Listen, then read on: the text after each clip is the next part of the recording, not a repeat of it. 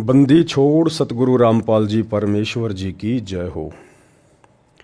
परमपिता परमात्मा सारी सृष्टि के रचनहार, कुल मालिक, असंख्य ब्रह्मांडों के स्वामी, जगत गुरु, तीनों लोकों में प्रवेश करके सबका भरण पोषण करने वाले, राजाधिराज, आत्माधार, नाथों के नाथ, देवों के देव महादेव, सर्वेश्वर महेश्वर, मृत्युंजय, अजरो अमर, आदि अनादि, सनातनी प्रभु, जगत पिता जगदीश्वर, श्री श्री 1008 की उपाधि के वास्तविक अधिकारी, अकाल मूरत सौद स्वरूपी राम वासुदेव, सर्वगतम ब्रह्म, परम पूज्य, प्रथम पूज्य, परम संत, परम पुरुष, परम धनी, परम दयालु, सत्य कबीर, हक्का कबीर, अल्लाहु कबीर, अल्लाहु अकबर, बाखबर, अल्लाह ताला, जगत के तारणहार, जगत के मुक्तिदाता, जगत के जगन्नाथ, हारे के सहारे, हिंदुओं के राम, मुसलमानों के अल्लाह, सिखों के वाहेगुरु, ईसाइयों के मसीह, दया के सागर दयानिधि, करुणा के सागर करुणानिधि,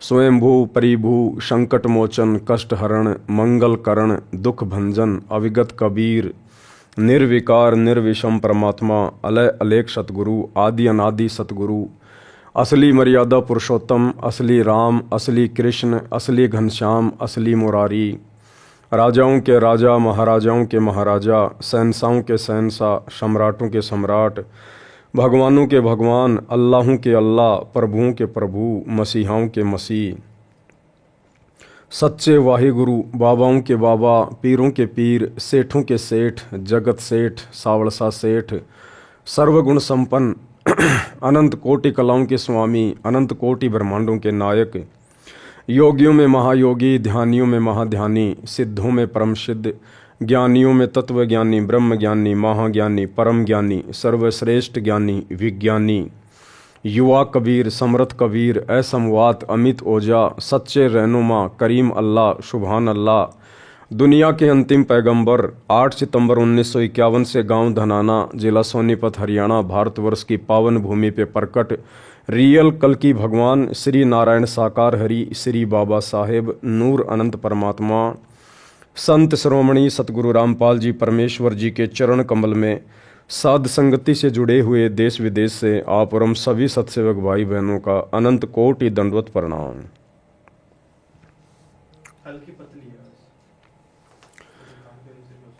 सत्साई भाई और बहनों, दया परमपिता परमेश्वर जी की, सारी सृष्टि के सर्जनहार, सारी सृष्टि के रचयिता सतगुरु रामपाल जी भगवान की, जिनके शुभ आशीर्वाद से, विशेष आशीर्वाद से आप और हम सभी सत्सेवक भाई बहन साध संगति से जुड़कर गुरु को परमात्मा मान के, ज्ञान को आधार बना के भक्ति मार्ग पर हर प्रकार से मर्यादाओं में रहते हुए दृढ़ता के साथ निरंतर आगे की ओर बढ़ रहे हैं। भाई और बहनों, आप और हम वर्तमान में जिस दौर से गुजर रहे हैं, ये कोई सामान्य दौर नहीं है। दुनिया की नज़रों में उनकी दैनिक जो क्रिया होती है बस वही है, उसके अलावा उन्हें आगे पीछे का कुछ नहीं पता है। ना उन्हें आत्मज्ञान है, ना उन्हें परमात्म ज्ञान है, ना उनको ये पता कि मुझे ये मनुष्य जीवन क्यों मिला है और मेरा मुख्य कार्य क्या है, जिस कार्य के लिए उस अल्लाह ने, उस परमेश्वर ने मुझे ये मनुष्य शरीर दिया, स्त्री या पुरुष का। लेकिन आप और हम चंद आत्माओं के ऊपर, जितनी भी आत्माएं वर्तमान में सतगुरु रामपाल जी परमेश्वर जी से जुड़ी हुई हैं, उनके शिष्य हैं, उनकी शिष्या हैं, आप और हमारा ये सौभाग्य है। आप और हम संसार की विशेष चुनिंदा आत्माओं में से कुछ एक आत्माएं हैं जो उस अल्लाह ने आप और हमारे ऊपर रजा बख्शी है, दया बख्शी है। जो दया, जो रजा उस परमेश्वर की, उस अल्लाह की वर्तमान में ब्रह्मा विष्णु महेश के ऊपर नहीं है, 33 करोड़ देवी देवताओं के ऊपर नहीं है, चारों शंकराचार्यों के ऊपर नहीं है, मुसलमान धर्म के बड़े से बड़े मुल्ला और मौलवियों के ऊपर नहीं है, जैन धर्म के किसी तीर्थकर के ऊपर नहीं है। वो दया गुरुदेव ने आज आप और हमारे ऊपर बख्शी हुई है। और इस बात का पता लोगों को 2028 के आसपास चलेगा, जब ये परमात्मा सतगुरु रामपाल जी भगवान दुनिया जिन्हें कल्कि के नाम से यूट्यूब पे ढूंढ रही है, दुनिया भर के भविष्य वक्ता जिनके विषय में भविष्यवाणियां कर रहे हैं, लेकिन वो खोज नहीं पा रहे, सर्च नहीं कर पा रहे कि वास्तव में वो कल्कि है कौन। तो इस दुनिया को उस समय पता चलेगा जब ये कल्कि भगवान, ये सतगुरु रामपाल जी भगवान 2028 के आसपास अचानक से दुनिया के सामने प्रकट होंगे, जैसे नरसिंह खंबा फाड़ के अचानक से प्रकट हुआ था। तो हम आत्माओं ने दुनिया वालों को देखकर या दुनिया वालों की बातें सुनकर हमने अपने मनोबल को कमजोर नहीं करना है। हमारी समझ में आ गया है कि परमात्मा कौन है, भगवान कौन है, अल्लाह कौन है। ये हिंदू, मुस्लिम, सिख, ईसाई ये खाली फालतू में मंदिरों में, चर्चों में, गुरुद्वारों में, मस्जिदों में जा जाकर चिल्लाते हैं, लेकिन वहां भगवान नहीं है, अल्लाह नहीं है, वाहिगुरु नहीं है, मसीहा नहीं है। वो अल्लाह, वो परमात्मा, वो सतगुरु कोई जानवर नहीं है, कोई पशु नहीं है जो मुल्ला, मौलवी, पंडित, काजी या कोई भी पाठी या कोई भी पास्टर, पोप, पादरी उसे रस्से से बांधकर और उस मंदिर, मस्जिद में, चर्च या गुरुद्वारे में रख लेगा। वो तो सर्वंग है, सर्वंग रमता राम है। उसकी शक्ति, उसकी सत्ता, उसका वास सृष्टि के कण कण में है। तो आज आप और हमें पता चल चुका है उस परमेश्वर की दया से, उसकी रजा से, क्योंकि वो खोजने से नहीं मिलता। उसकी पहचान कोई इंसान नहीं कर सकता। वो परमात्मा, वो अल्लाह जिसके ऊपर रजा करता है, दया करता है, जिस पर वो प्रसन्न होता है, उन्हीं आत्माओं को अपनी पहचान करवाता है। अन्यथा उस परमात्मा को कोई पहचान नहीं सकता, कोई जान नहीं सकता। तो वर्तमान में आप और हम चंद आत्माओं के ऊपर ये रजा हुई है, मेहर हुई है। वैसे सतगुरु रामपाल जी परमेश्वर जी के लाखों की संख्या में, करोड़ों की संख्या में फॉलोवर हैं, लेकिन उन लाखों करोड़ों में से भी केवल चंद सत्सेवक भाई बहनों के ऊपर ये रजा हुई है, दया हुई है।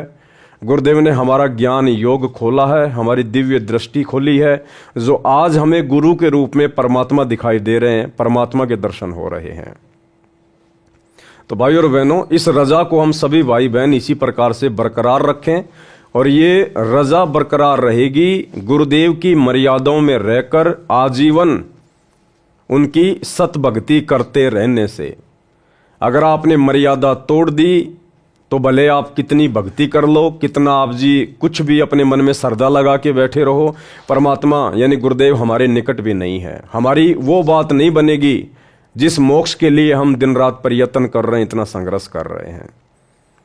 तो भक्ति हमारे लिए सबसे पहला काम है, सबसे पहला काम। हम कुछ भी करें, लेकिन हमने 2-3 चीजों का विशेष तौर पर ध्यान रखना होगा अगर अपने अल्लाह को प्रसन्न करना है तो। सबसे पहले उनके द्वारा हमें जो भक्ति क्रिया करने को दे दी गई है, 5 यज्ञ, वो 5 यज्ञ हमने नियमित करने हैं। 5 यज्ञ कौन कौन से बताए गुरुदेव भगवान ने? ज्ञान यज्ञ और ध्यान यज्ञ।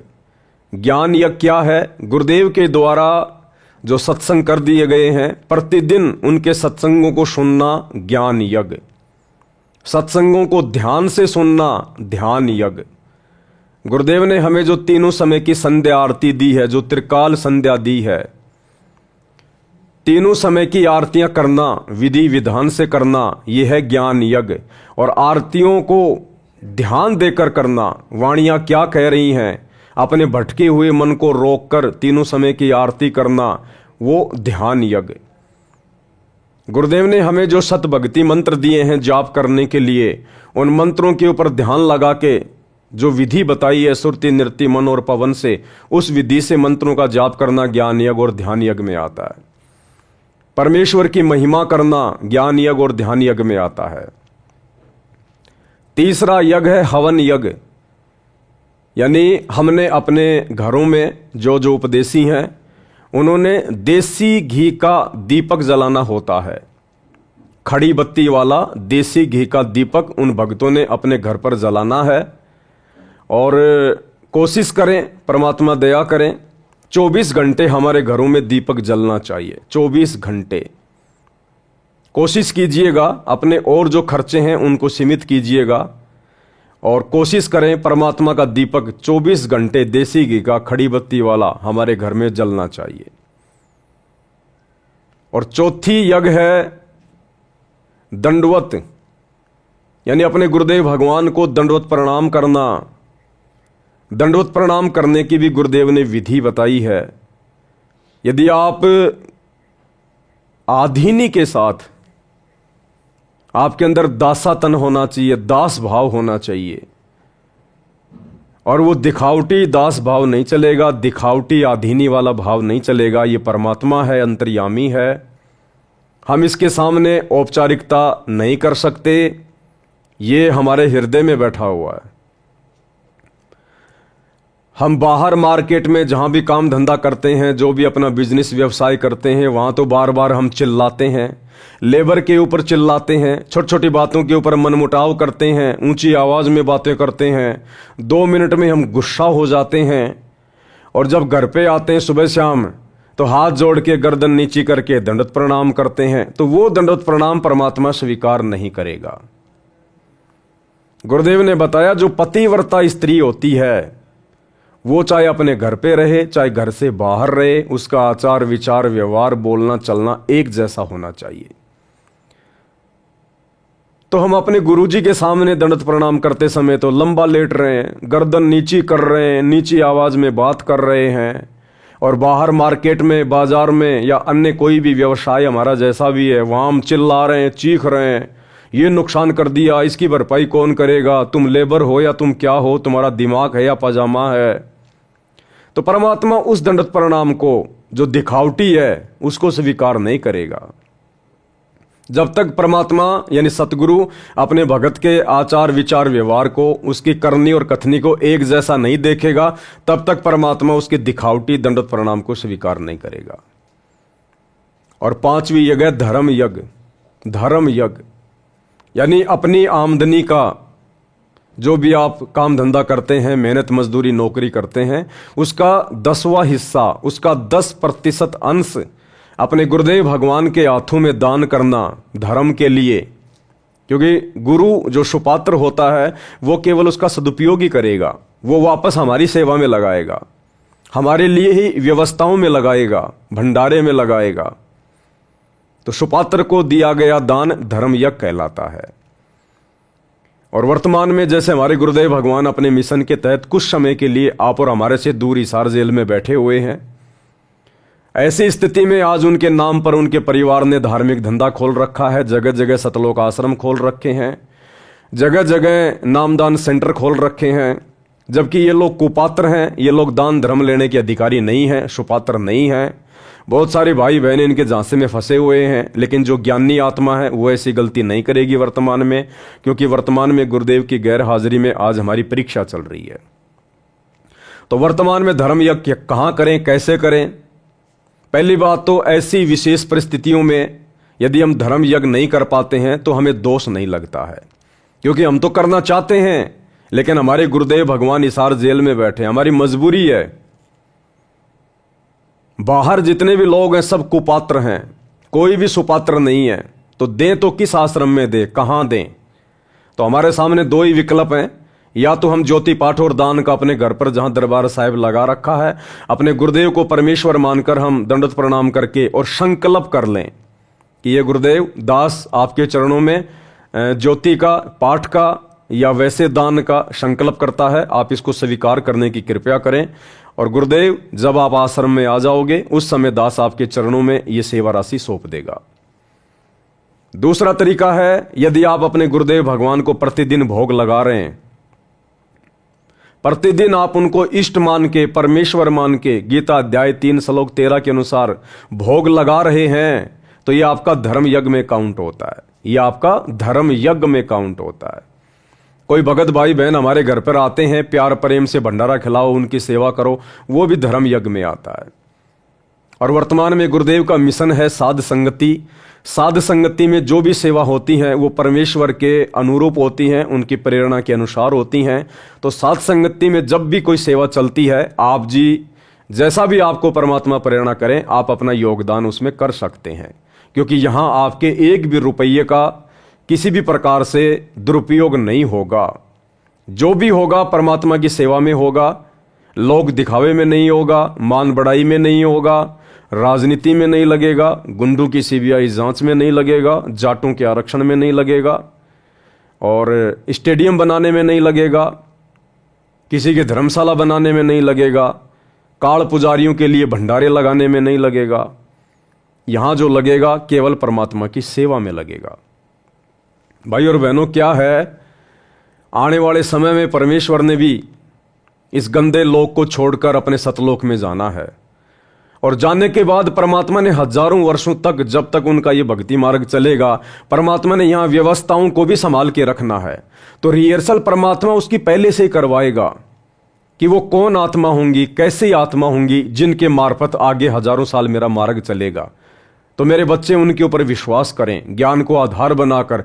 तो परमेश्वर वर्तमान में साध संगति के माध्यम से उस आने वाले समय की रिहर्सल करवा रहे हैं कि आने वाले समय में किस प्रकार से भगत आपस में दान धर्म करेंगे, और किस प्रकार सोच समझ के करेंगे, और सुपात्र को करेंगे, और जिसको दिया जाएगा वो कितना योग्य है, कितना अयोग्य है। तो वर्तमान में ये परीक्षा चल रही है। इस पैसे का दुरुपयोग दास भी कर सकता है, कोई बड़ी बात नहीं है। जो भी भाई बहन दास के पास सेवा भेजते हैं, अब उनको तो नहीं पता कि दास वो पैसा कहां कहां खर्च करेगा, क्या क्या करेगा। वो आत्माएं अपने गुरुदेव को आधार मानकर और विश्वास करके, जो उन्होंने देखा है, सुना है साध संगति में, वो विश्वास करके सेवा भेजती है दास के पास में।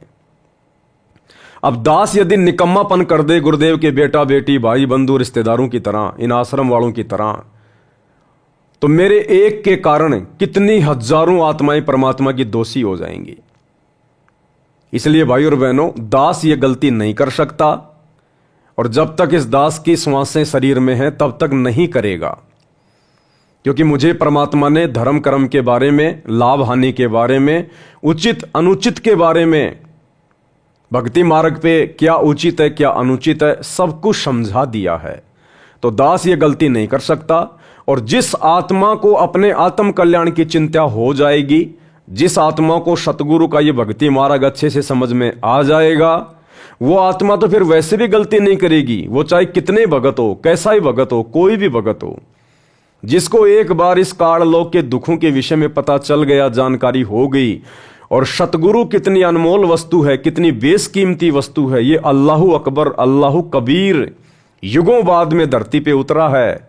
जिसको इस बात की जानकारी हो गई, वो आत्मा फिर गलती नहीं कर सकती। वो चाहे पवन दास हो या चाहे मेरे जैसे लाखों करोड़ों भाई बहन हो। तो आने वाले समय में किस प्रकार से परमेश्वर की व्यवस्थाएं चलेंगी, आज हिसार जेल में बैठ के परमात्मा उन सब की रिहर्सल देख रहा है।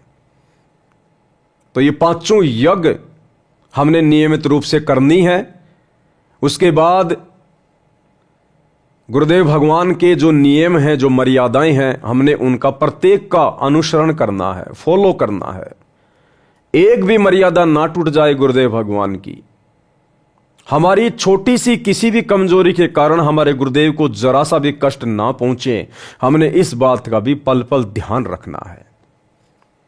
तो भाई और बहनों, ये जो विशेष दया, विशेष मेहर इस पूरे विश्व में, पूरी कायनात में, पूरी सृष्टि में, जो वर्तमान में उस कल की भगवान ने, अल्लाहु कबीर ने, भगवानों के भगवान ने, सतगुरु रामपाल जी परमात्मा ने जो बख्शी हुई है, केवल हम चंद सत्सेवक भाई बहनों के ऊपर बख्शी हुई है। तो आप और हमारा भी फर्ज बनता है, कर्तव्य बनता है कि हम अपने गुरुदेव भगवान की उम्मीदों को ना तोड़ें। अगर गुरुदेव ने हमारे ऊपर विश्वास किया है इस पूरी सृष्टि में, तो हम उनके विश्वास के ऊपर खरे उतरें। तो इसी कड़ी में आगे कुछ बातें हैं जो आप भाई बहनों के साथ में शेयर करनी है। परमात्मा ने कुछ संदेशे दिए हैं, दास ने ज्ञान आधार से उन संदेशों के ऊपर विचार किया, तो मुझे लगा कि वास्तव में यह संदेशा परमेश्वर की तरफ से है और ये सभी भाई बहनों तक पहुंचना चाहिए। वैसे तो दास जूली बहन के माध्यम से जो ऑडियो मेरे पास आती हैं मैं आप लोगों को भेजता रहता हूं, लेकिन कुछ एक ऑडियो होती हैं जिनको मैं साइड में रख लेता हूं, आप भाई बहनों को नहीं भेजता, क्योंकि उन ऑडियो को यदि डायरेक्ट भेजा जाएगा तो आप समझ नहीं पाओगे और उनमें एक संदेश छुपा होता है। तो फिर वो संदेश आपको समझाने के लिए दास फिर लाइव आता है। तो भाई और बहनों, वर्तमान में दंडवत प्रणाम को लेकर गुरुदेव भगवान ने कुछ आदेश दिए हैं परमात्मा ने, और ये बिल्कुल सत्य बात है। अब हमने प्रत्येक क्रिया को करते समय अपने गुरुदेव को परमात्मा मानकर, परमात्मा समझकर करनी होगी। दंडवत तो सभी भाई बहन करते हैं, आश्रमों से जुड़े भाई बहन भी दंडवत प्रणाम कर रहे हैं, सत्सेवक भाई बहन भी दंडवत प्रणाम कर रहे हैं। सत्सेवक भाई बहन जो दंडवत प्रणाम करते हैं वो विधि विधान अनुसार करते हैं, लेकिन इसके बावजूद हमें और बहुत सारी बातें उसमें ऐड करनी है जो हमारे भाव को बढ़ाएंगी, हमारी श्रद्धा को बढ़ाएंगी। क्योंकि दंडवत प्रणाम शांति से किया जाता है। दंडवत प्रणाम कोई चलते फिरते करने की चीज नहीं है। हम जिनको दंडवत प्रणाम कर रहे हैं वो कोई आम वस्तु नहीं है, कोई सामान्य संत या व्यक्ति नहीं है, कोई तीन लोक का भगवान नहीं है। तो दंडवत प्रणाम करते समय हमने कितनी स्थिरता, कितना धैर्य, कितना ठहराव, कितनी शांति अपने अंदर लेकर आनी पड़ेगी। दरबार में गए, दंडवत प्रणाम किया, दिमाग में क्या चल रहा है फटाफट अब बस किया दंडवत प्रणाम, उठ गए और चले गए। अब ये नहीं चलेगा। हमें परमात्मा पीएचडी की पढ़ाई करवा रहे हैं, पीएचडी की पढ़ाई सत्सेवकों को। अब हमने हर चीज में ठहराव लाना पड़ेगा। हम सत्सेवकों के जीवन में जल्दबाजी बिल्कुल भी नहीं होनी चाहिए, क्योंकि जो भगत होता है, भक्ति से परिचित होता है, सतगुरु से परिचित होता है, वो ऐसा कोई काम करेगा ही नहीं जो काम जल्दबाजी का हो या भगत को टेंशन में डाल दे, जल्दबाजी में डाल दे। तो फिर हमने कोई भी भक्ति क्रिया करते समय, वो चाहे तीनों समय की आरती करना हो, चाहे गुरुदेव के सत्संग सुनने हो, चाहे गुरुदेव को दंडवत प्रणाम करना हो, हमने जल्दबाजी बिल्कुल भी नहीं करनी है। हमने इसको त्यागना है, चाहे हमारा कितना ही अर्जेंट काम क्यों ना पड़ा हो, चाहे करोड़ों रुपये का काम क्यों ना बिगड़ना हो, लेकिन ये अरबों खरबों का कार्य जो भक्ति है, इसको हमने प्रथम महत्व देना है। तभी हमारे गुरुदेव भगवान रीझेंगे, हमसे प्रसन्न होंगे, खुश होंगे। तो शुरुआत करता हूं जूली बहन के द्वारा भेजी गई एक ऑडियो से। इस ऑडियो के माध्यम से परमात्मा ने क्या संदेशा दिया है, पहले हम पूरी ऑडियो सुनेंगे। ये 8 मिनट 20 सेकंड की ऑडियो है। उसके बाद परमात्मा दया करेंगे, जहां जहां आवश्यकता होगी दास सभी भगत भाई बहनों को बताएगा कि परमेश्वर की ओर से क्या आदेश है। और देखो, आप सभी भाई बहन जो भी हैं साथ संगति से जुड़े हुए हैं, वैसे तो आप लोग सभी ज्ञानी हो, विद्वान हो, परमात्मा ने सबको हंस बना दिया है। आपने ना ही तो आंख बंद करके मुझ पवन दास की किसी बात पे यकीन करना है, ना ही जूली बहन की ऑडियो पे या किसी अन्य भगत के द्वारा निकट भविष्य में जो संदेशा दिया जाए, हमने आंख बंद करके किसी भी बात पे यकीन नहीं करना, विश्वास नहीं करना, वरना हम मार खा जाएंगे। हमने साथ साथ इन बातों का ध्यान रखना है। परमात्मा ने चाहे किसी को भी निमित्त बनाया हो, लेकिन वो निमित्त करता एक जीव है, 2 कोटि का प्राणी है। वो हमारा सतगुरु नहीं है, वो भगवान नहीं है। क्या पता परमात्मा उस निमित्त कर्ता से जानबूझ के गलती करवा दे, आम संगत की परीक्षा लेने के लिए, कि बाकी लोग जो उसको सुनते हैं, उसको देखते हैं, वो लोग ज्ञान आधार से विचार करते हैं या मेरे निमित्त कर्ता की प्रत्येक बात पर आंख बंद करके भेड़ चाल में चलते हुए विश्वास कर रहे हैं। तो क्या पता परमात्मा ही दास से गलती करवा के, कुछ गलत शब्दों का प्रयोग करवा के या ज्ञान विरुद्ध संदेशा दिलवा के आप भाई बहनों की परीक्षा ले रहे हो, और आप जी बस पवन भाई ने बोल दिया, पवन भाई ने बोल दिया, और विचार अगर नहीं किया तो आप जी परमात्मा की परीक्षा में फेल हो जाओगे। क्योंकि दास का शुरू से यह मकसद रहा है, और इसीलिए दास को परमात्मा ने हमेशा से सहारा दिया है। क्योंकि मेरे मन में कोई छल कपट नहीं है, कोई राग द्वेष ईर्ष्या नहीं है, मेरे मन में कोई लोभ लालच या कोई स्वार्थ नहीं है। मैं संगत को ठगूं, संगत से पैसा हड़पूं, उस पैसे से मैं कोई बिजनेस खोलूं, मेरी ऐसी कोई भावना शुरू से ही इस भक्ति मार्ग पर नहीं रही है। इसलिए परमात्मा ने इस कुत्ते को निमित्त बनाया है। और अब इतना ज्ञान दे दिया भगवान ने, अपनी बिल्कुल पहचान करवा दी, अब भी यदि कोई व्यक्ति अगर इस परमात्मा से धोखा करने की सोचेगा तो उससे बड़ा गधा फिर संसार में कोई दूसरा नहीं है। तो परमेश्वर ने क्या कुछ संदेशा भिजवाया है, इसीलिए पहले दास आपको सुनाता है। दास डायरेक्ट कोई आदेश आप लोगों के ऊपर नहीं थोपता है, ना मैं कोई आदेश देने का अधिकारी हूं। जो संदेशे आते हैं मैं तो आप सभी भाई बहनों के सामने रख देता हूं। आपको लगे कि ये बातें अपनाने से भक्ति में हमें कुछ फायदा ही है, नुकसान नहीं है, तो आप उनको अपना सकते हैं। आपको लगता है कि ये जो बातें बताई जा रही हैं ये गुरुदेव के ज्ञान के विरुद्ध हैं, तो आप ये बातें नहीं है, आप उन बातों को ना मानिएगा। बंदी छोड़ सतगुरु रामपाल जी भगवान जी की जय हो। जय हो बंदी छोड़ की लौट पानी और की। सत्ताई भाई जी, दास जी परमात्मा जी की अभी चरण सेवा कर रही थी तो मालिक जी ने दिखाया जैसे कि 1998-99 के सत्संग है ना परमात्मा के, जो परमात्मा जा रहे थे की नाम अगर बिहाना सतगुरु, वो शब्द गाते हैं। उसमें सभी भाई बहन परमात्मा के पीछे पीछे चलते हैं, परमात्मा जी आगे आगे चलते हैं। वही स्वरूप है मालिक का, उसी तरह से जा रहे। पर जहाँ परमात्मा जा रहा है उसके पीछे, परमात्मा जी के पीछे जो भगत भाई हैं वो पहले वाले नहीं, वो सभी सत्यवक भाई बहन हैं। परमात्मा जी के साथ जा रहे तो परमात्मा जी का वहाँ पे एक स्टेज बना बहुत बड़े साउंड लगे हुए हैं और परमात्मा जी स्टेज पे खड़े हो गए और सबकी जनता नीचे है।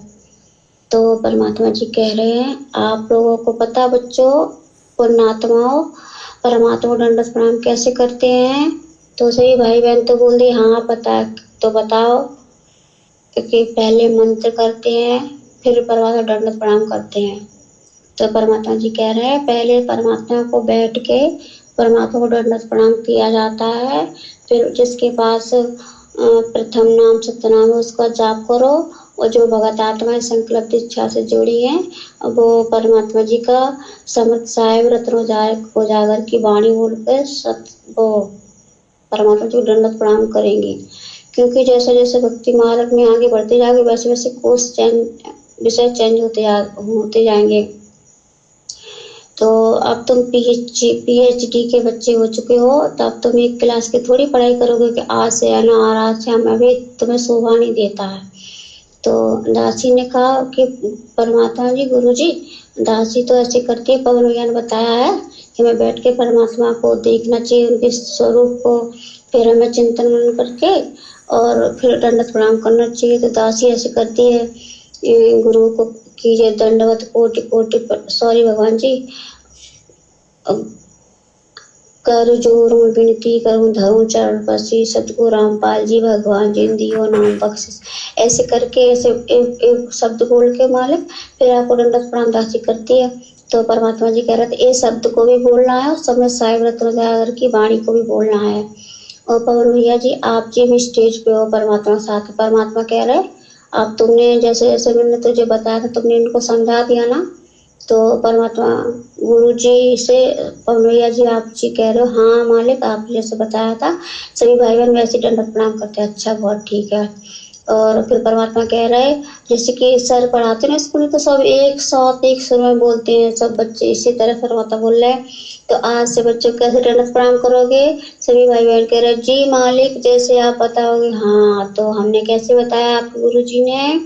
तो सब भाई बहन कह रहे मालिक जी आपने बताया कि समृद्ध साहिब रत्न उजागर की वाणी साथ में दंडवत प्रणाम करना है, जो भाई बहन जुड़े हुए हैं वो, और बाकी का पवन बेटा तुम्हें समझा देगा, पवन बेटन को समझा देगा ना। तो पवन भैया आप जी ने कहा जी मालिक, और सभी भाई बहन कह रहे जी मालिक। तो पवन भैया ने आपको कैसे बताया था दंडवत प्रणाम करने के लिए? तो सभी भाई बहन बता रहे परमात्मा पवन भैया ने बोला था कि हमें ऐसे बैठ के परमात्मा को स्वरूप देख करके मंत्र का जाप करके फिर दंडवत प्रणाम करना। हाँ बेटा ऐसे करना, पर आप भक्ति मार्ग में और चेंजिंग होंगी, और एक गधे घोड़े की तरह थोड़ी दंडवत प्रणाम करना आए और लौट कर नहीं, अब ये नहीं चलेगा। तुम्हारा गुरु तुम्हारे हृदय में विराजमान है और गुरु जी हर गतिविधि पर नजर रखता है। और अगर तुम फॉर्मेलिटी करोगे भक्ति मार्ग में तो परमात्मा में फॉर्मेलिटी करेगा। इसलिए तुम्हें और जो है ना जो सुमरन करना है, एकाचित्र होकर सुमरन करना है, एक जगह बैठ के सुमरन करना, ना कि चलते फिरते खाते पीते नहीं। अब बेटा ये नहीं चलेगा, अब तुम PhD के बच्चे हो चुके हो। तो सब लोग कह रहा जी मालिक जी, ऐसे करके एक सुर में सभी लोग बोल रहे। परमात्मा कह रहा हाँ अब तुम्हें कुछ याद आया? तो सब लोग कह रहा जी परमात्मा जी हाँ, आगे चल के। और पवन बेटा तुम्हें और अच्छे से समझा देगा ना बेटा? तो पवन भैया जी आप जी कह रहा जी मालिक। इसी तरह से परमात्मा समझा रहे हैं कि हमें जब सुमरन करना है तो एकांत जगह पे बैठ के परमात्मा के चिंतन में ध्यान लगाना, ना कि घर के कामों में हमें ये करना वो करना नहीं। अगर तुम ऐसा करोगे तो वो बंदी छोड़ है, तुम उसके साथ चालाकी करोगे तो बंदी छोड़ भी तुम्हें चालाकी करेगा, छोड़ेगा नहीं। और अब बेटा तुम लास्ट की 2 सीढ़ी तुम्हारी रह गई है सतलोक चढ़ने के लिए, और बाकी की सीढ़ी तुम चढ़ चुके। अगर तुम ये 2 सीढ़ी छोड़ दोगे ना चढ़ने के लिए तो आप यहाँ से गिरोगे। आपको पता है, आपको सर में लगेगी, हाथ पैर टूटेंगे, पता नहीं ढूंढते कहाँ गिरोगे जाके, फिर पता नहीं कितने दिन में तुम उठ पाओगे। तो इससे अच्छा है कि सही सलामत ऊपर की लास्ट 2 सीढ़ी रहेगी इन्हें भी चढ़ना है कि नहीं? सही भाई बहन कह रहे जी मालिक। इसी तरह से परमात्मा जी कह रहे हैं हमें जैसे जैसे पवन बेटा को बताया था भक्ति मार्ग में, उसी तरह से पवन बेटा ने तुम सबको बताया ना। तो सभी भाई बहन कह रहे जी मालिक हाँ अब तुम बहुत होशियार होते जा रहे हो, और फॉर्मेलिटी बिल्कुल भी नहीं चलेगी भक्ति मार्ग में। अब सब नियम कायदे जैसे जैसे भगत आगे बढ़ेंगे उनके चेंज होते जाएंगे। तो पवन भैया आप जिसे परमात्मा कह रहे हैं बेटा इनको अच्छे से और समझा देना। आपके जो भाई बहन है ना बहुत बोले, कुछ तो समझ जाएंगे, वो कुछ नहीं समझ पाएंगे। आपको पता है ना आपका गुरु जी क्या है, आपका गुरु जी संदेशा कुछ देता है, बताना कुछ चाहता है शॉर्ट में, आप जानते हो ना। तो पवन भैया जी आप जी कह रहे जी मालिक, सर झुका के जी मालिक, अच्छे से इनको समझा देना ताकि ये भक्ति मार्ग को त्रुटि ना करें। और परमात्मा जी इसी तरह से कह रहे बेटा भक्ति मार्ग में तुम्हें दृढ़ता के साथ में आगे बढ़ना है, बिल्कुल भी किसी के देखने में बहकाव में नहीं आना है। समय अब बीतता जा रहा है और तुम्हें जल्दी जल्दी भक्ति मार्ग में आगे बढ़ना है। तो सभी भाई बहन कह रहे हाँ परमात्मा आपकी दया रहेगी, दया करना परमात्मा। तो परमात्मा कह रहे दया करेंगे। देखो अगर तुम्हारा गुरु दुनिया की नज़र में तुम्हारा गुरु जेल में है, पर हकीकत में तो तुम्हें पता है तुम्हारा गुरु तुम्हारे हृदय में विराजमान है। अगर तुम्हारा गुरु तुम्हारे हृदय में विराजमान नहीं हो तो एक काल तुम्हें कच्चा चबा जाए, कच्चा खा जाए, एक पल के लिए तुम्हें नहीं छोड़े। तुम्हारा गुरु एक क्षण के लिए तुम्हें नहीं छोड़ता। जैसे गौ अपने बच्चे पे नजर रखती है, इसी तरह गुरु तुम्हारा तुम पे नजर रखता है और हृदय में निवास करता है। और हृदय में परमात्मा निवास करता है, वहाँ पे बैठ के सब गतिविधि पर ध्यान देता है। चालाकी बिल्कुल भी नहीं चलेगी, दिखावा भक्ति मार्ग में बिल्कुल भी नहीं चलेगा। इसी तरह परमात्मा ये सब बता रहे हैं और आपको समझा रहे हैं कि बेटा इन्हें अच्छे से समझा देना। अब आप जो भक्ति मार्ग में जो भी बच्चे हैं अब नियम चेंज होंगे, और जो संकल्प दीक्षा से हैं वो ऐसी मतलब परमात्मा दंडवत प्रणाम करेंगे। पहले समरस साहिब की वाणी बोलेंगे फिर दंडवत प्रणाम करेंगे। उससे पहले तो मतलब जो बोलते हैं ना कर जो विनती करूँ धरूं चरण पसी से, ये वाणी भी बोलनी है, उसके बाद समरस साहिब वाली भी बोलनी है। और इस वाणी को पवन बेटा और अच्छे से तुम सबको समझा देगा। इसी तरह से परमात्मा कह के और सबको आशीर्वाद दे के और फिर परमात्मा जी चले गए। और आप जी ने फिर वो मतलब ले ली किताब सी, उसमें आप मतलब सबके नंबर ऐड कर रहे हो, तो लिख रहे हो किस किस को समझाना है किस किस को नहीं। बस इतना ही परमात्मा जी ने दिखाया है। बंदी छोड़ सतगुरु रामपाल जी भगवान जी की जय हो। सत्साई भाई और बहनों, संदेशा आप सभी ने सुन लिया है। संदेशा परमात्मा की तरफ से है, क्योंकि दास भी ऐसा वैसा कोई संदेशा आप जियों को नहीं देगा जो हमारे किसी मतलब का ना हो। अब ये क्या है भाई और बहनों, परमात्मा चाहते हैं कि जो आत्माएं चुन ली गई हैं, जिन आत्माओं को सेलेक्ट कर लिया गया है सतलोक के लिए साथ संगति से जोड़कर, आने वाला समय खराब है, विनाशकारी है, परेशानी सब पे आएगी। तो उस समय से पहले पहले आत्माओं को और अधिक चार्ज किया जाए, उनको दृढ़ किया जाए। अब आत्मा कैसे दृढ़ होगी, कैसे आत्मा चार्ज होगी? जब सतगुरु रूपी चार्जर लगेगा, सतगुरु हम पे प्रसन्न होगा, खुश होगा, मेहरबान होगा। इन बातां के पाइए कर सतगुरु नजर निहाल, राजी कर सतगुरु रूठे नू। हम लाख जन्म भक्ति कर लें, लाख मालाएं फेर लें, कितना ही दान धर्म कर दें, अगर हमारा सतगुरु हमसे प्रसन्न नहीं हुआ तो हमारी भक्ति व्यर्थ जाएगी। व्यर्थ का मतलब जो भक्ति हमने की है परमात्मा उसका प्रतिफल तो दे देगा, लेकिन मोक्ष नहीं हो पाएगा। तो हमने गुरु को प्रसन्न करना है, खुश करना है, गदगद करना है गुरुदेव भगवान को। नुक्ते ऊपर रीजे गारे करोड़ कर्म जल जाएं तुम्हारे। हमने अब नुक्ते पैदा करने पड़ेंगे, नुक्ते। और इस कलयुग की बिचली पीढ़ी में सबसे बड़ा नुक्ता केवल एक ही है। यदि आपने अपने गुरु को अपने हृदय से, अपनी आत्मा से, मन कर्म वचन से परमात्मा मान लिया, कबीर भगवान मान लिया, अल्लाहों का अल्लाह मान लिया, तो ये परमात्मा आपके ऊपर अति प्रसन्न होगा, गदगद होगा, गदगद। तो बात करते हैं आज के इस संदेश की जो परमात्मा ने जूली बहन के माध्यम से भिजवाया है। परमात्मा ने कहा कि बच्चों तुम कैसे दंडवत करते हो। तो सभी भाई बहनों ने बताया कि परमात्मा जैसा आपने पवन भगत जी को निमित्त बनाया और हमारे तक जो संदेशा आया उस हिसाब से परमेश्वर हमने आपके सत्संगों में देखा, आपकी पुस्तकों में देखा। जब नित्य नियम के ऊपर वीडियो बने तो हमारे गुरु भाई पवन ने दिखाया कि किस प्रकार से अष्ट अंग से दंडवत प्रणामा संध्या प्राप्त करे निष्कामा। दंडवत प्रणाम कैसे किया जाता है, कैसे और कौन कौन से मंत्रों का जाप किया जाता है, किस विधि से किया जाता है। तो गुरुदेव बड़े प्रसन्न हुए और गुरुदेव ने कहा कि अब और थोड़ा आगे बढ़ना है। संकल्प वालों के लिए परमात्मा ने बताया कि संकल्प वाले जब भी अपने गुरुदेव को दंडवत प्रणाम करें तो संकल्प वालों को नाम दीक्षा तो है नहीं, तो मंत्र तो उनके पास कोई है नहीं। तो गुरुदेव ने आदेश दिया है कि संकल्प वाले समर्थ साहेब रत्न उजागर सत्य पुरुष मेरे सुख के सागर। ये जो वाणी है परमात्मा की, ये जो 8 वाणियां हैं, ये गुरुदेव की विशेष महिमात्मक वाणियां हैं। जब हमने कबीर सागर के सरलार्थ के ऊपर वीडियो बनवाए, जब दास ने वीडियो बनाए तो उस समय भाई और बहनों पेज नंबर 480 या 82, दास को एग्जैक्ट ध्यान नहीं है, तो उसमें जिक्र आया था कि ये जो वाणियां हैं समर्थ साहेब रत्न उजागर, ये जो 8 वाणियां हैं जो संध्या आरती में भी आती हैं, ये भगवान की महिमा की विशेष वाणियां हैं। इन वाणियों को गाने से, श्रद्धा के साथ में गाने से, इनका भी एक फॉर्मूला है। वैसे आप हर किसी के सामने गाओगे ये वाणियां काम नहीं करेंगी।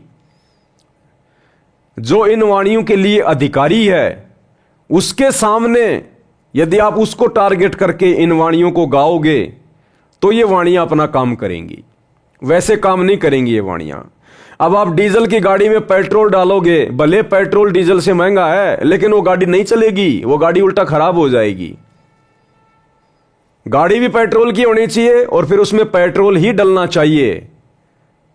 तो हम जिसके लिए ये महिमातक वाणियां गा रहे हैं वो भगवान कौन है, वो अल्लाह कौन है, वो परमात्मा कौन है, हमारा टारगेट ये होना चाहिए। अब आप जी दंडवत प्रणाम तो कर रहे हो अपने गुरु जी को, सतगुरु रामपाल जी को, और सामने दरबार में फोटो लगी है दाढ़ी मूछ वाले नकली कबीर की, फर्जी कबीर की, मुर्दा कबीर की, तो वो आपका दंडवत प्रणाम आपके गुरुजी को स्वीकार्य नहीं होगा। क्यों?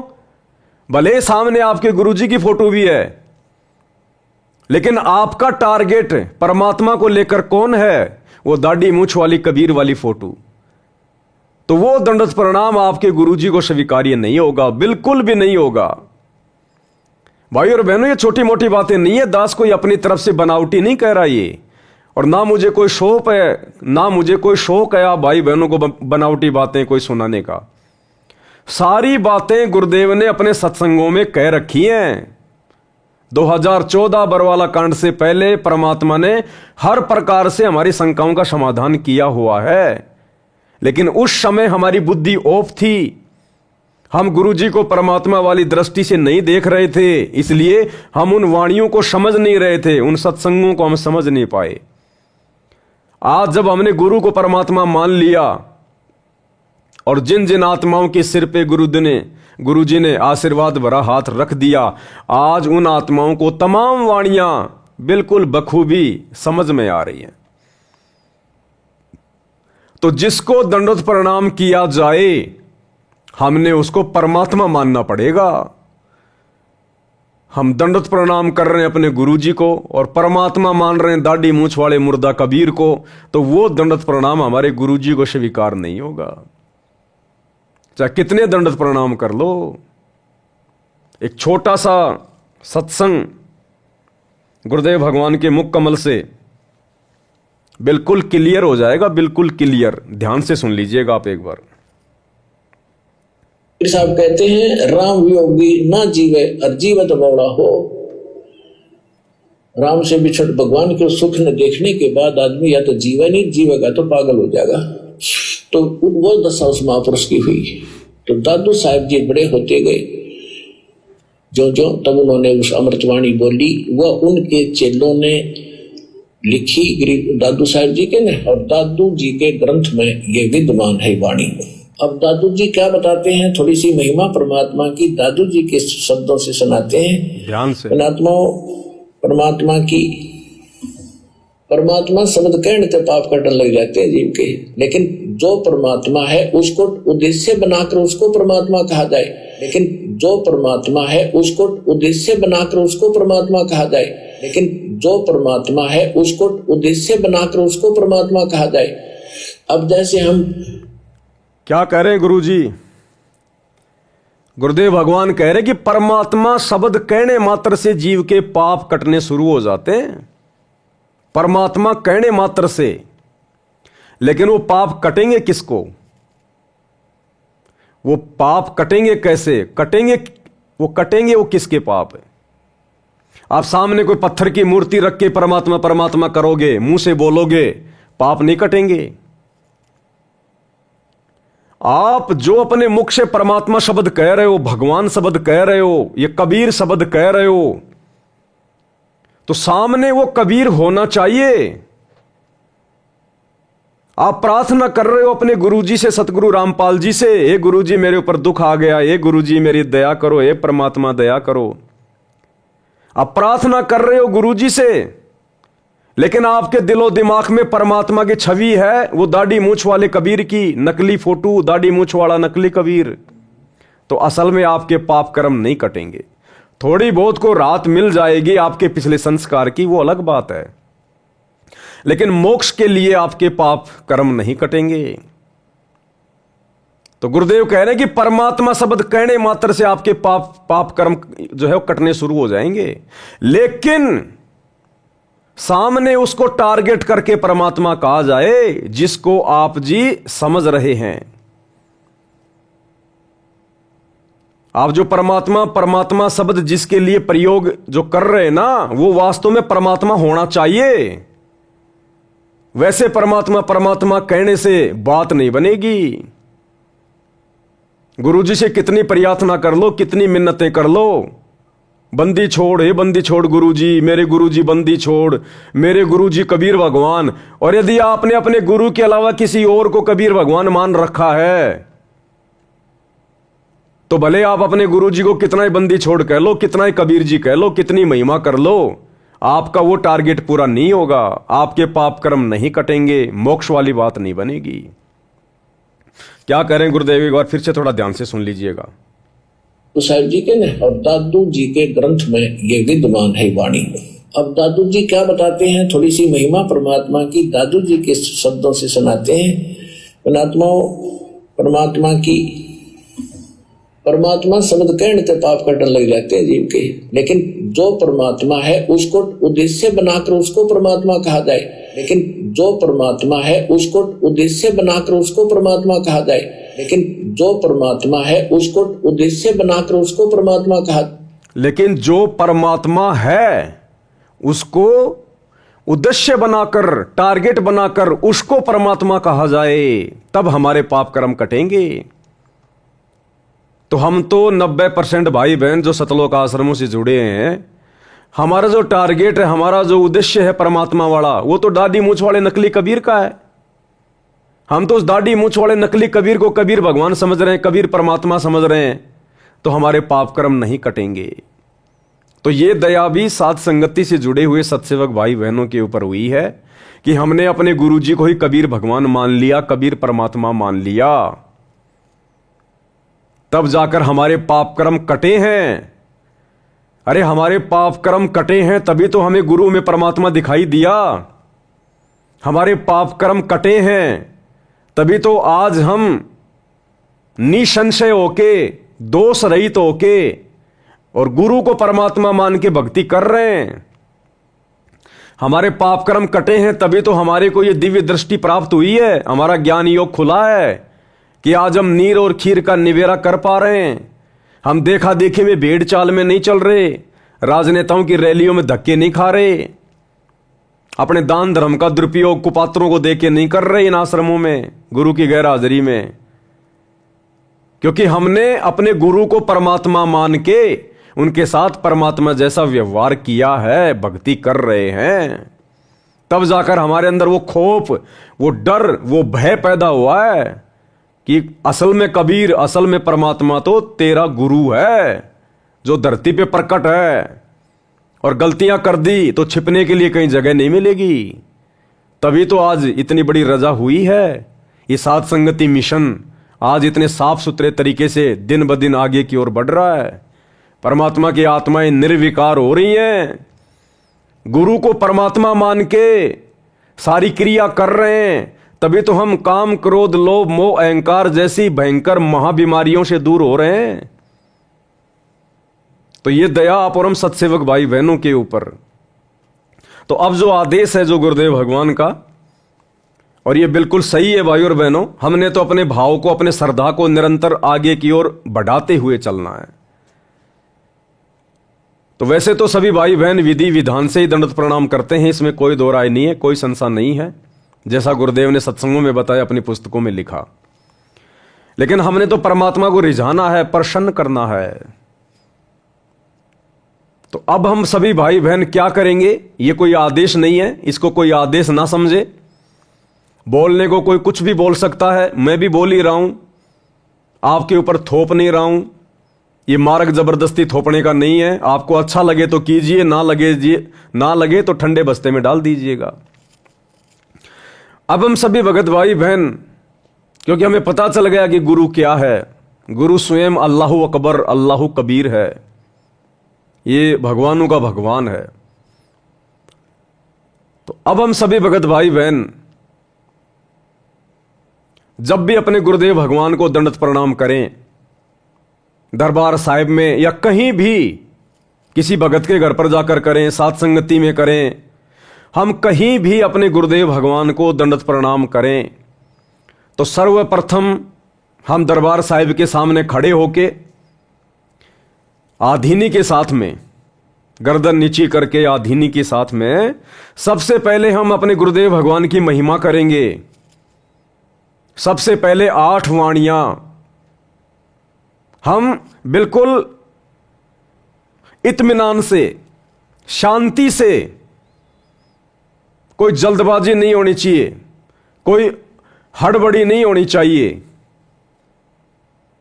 अगर कोई अर्जेंट काम है तो पहले वो काम कर लो अपना। परमात्मा वाला काम बिल्कुल शांति से करेंगे, आराम से करेंगे, क्योंकि हमें पता है कि जो हम दंडवत प्रणाम करने जा रहे हैं वो एक यज्ञ है, एक अश्वमेघ यज्ञ। जो अश्वमेघ यज्ञ पांडवों ने द्वापर में की थी, उसमें कितना कितना घी, कितना कितना सामान लगता है। उस अश्वमेघ यज्ञ का फल यदि हमें चाहिए वास्तव में मोक्ष के लिए, तो हमने विधिवत अपने गुरुदेव भगवान को दंडवत प्रणाम करना पड़ेगा। और उस एक अश्वमेघ यज्ञ को सफल करने के लिए द्वापर में पांडवों ने अरबों खरबों रुपए बर्बाद कर दिए, अरबों खरबों रुपए। और उसको सफल करवाने के लिए जब शंख नहीं बजा तो 5 पांडव, वो दिल्ली का राजा युधिष्ठिर भी नंगे पांव सुपच सुदर्शन की झोपड़ी में गया, नंगे पैर जाकर दंडवत प्रणाम किया उस एक यज्ञ को सफल करवाने के लिए। और वो अश्वमेघ यज्ञ का फल हमें मात्र 1 मिनट में मिल रहा है, मात्र 1 मिनट में। तो क्या 1 मिनट के लिए हम शांति नहीं रख सकते? अपने आप को दुनिया भर की चिंताओं से, 100 प्रकार के काम धंधों के टेंशन से दूर नहीं कर सकते? हमने तो सब कुछ सोचना विचारना बंद कर देना चाहिए जब हम अपने गुरुदेव भगवान को दंडवत प्रणाम करें,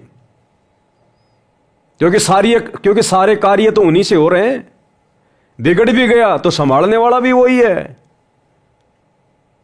और सच्ची श्रद्धा से गुरु को दंडवत करने वाले के काम बिगड़ते भी नहीं है। तो वैसे तो हम सभी भगत भाई बहन सुबह उठते ही सबसे पहले मंगलाचरण करते हैं, फिर समर्थ साहिब, रतन उजागर, ये 8 वाणियां बोलते हैं। ये तो हमारा रूटीन है, ये तो रहेगा, इसमें तो कोई दिक्कत नहीं है, कोई दो राय नहीं है। लेकिन जब हम दरबार साहिब में जाएं दंडवत प्रणाम करने के लिए, तो अब हम सभी भगत भाई बहनों ने क्या करना है आगे से, अपने गुरु जी को प्रसन्न करने के लिए, रिझाने के लिए, और हमारे भाव भी बनेंगे। परमात्मा यही तो चाहते हैं, इनके भाव बने, इनकी श्रद्धा बने, इनके अंदर गुरु जी के प्रति प्रेम और ज्यादा बढ़े। क्योंकि बिना प्रेम के हम सतलोक जा नहीं पाएंगे। बिना प्रेम पावे नहीं चाहे करोड़ समाधि ला, प्रेम केवल अपने गुरु जी में। तो अब हम जब भी दंडवत प्रणाम करें दरबार साहिब में या कहीं भी, तो सबसे पहले हम दरबार साहिब में जाके हाथ जोड़ के खड़े हों आधीन भाव से, और उसके बाद ये 8 वाणियां हम सभी भगत भाई बहन खड़े होके गाएंगे।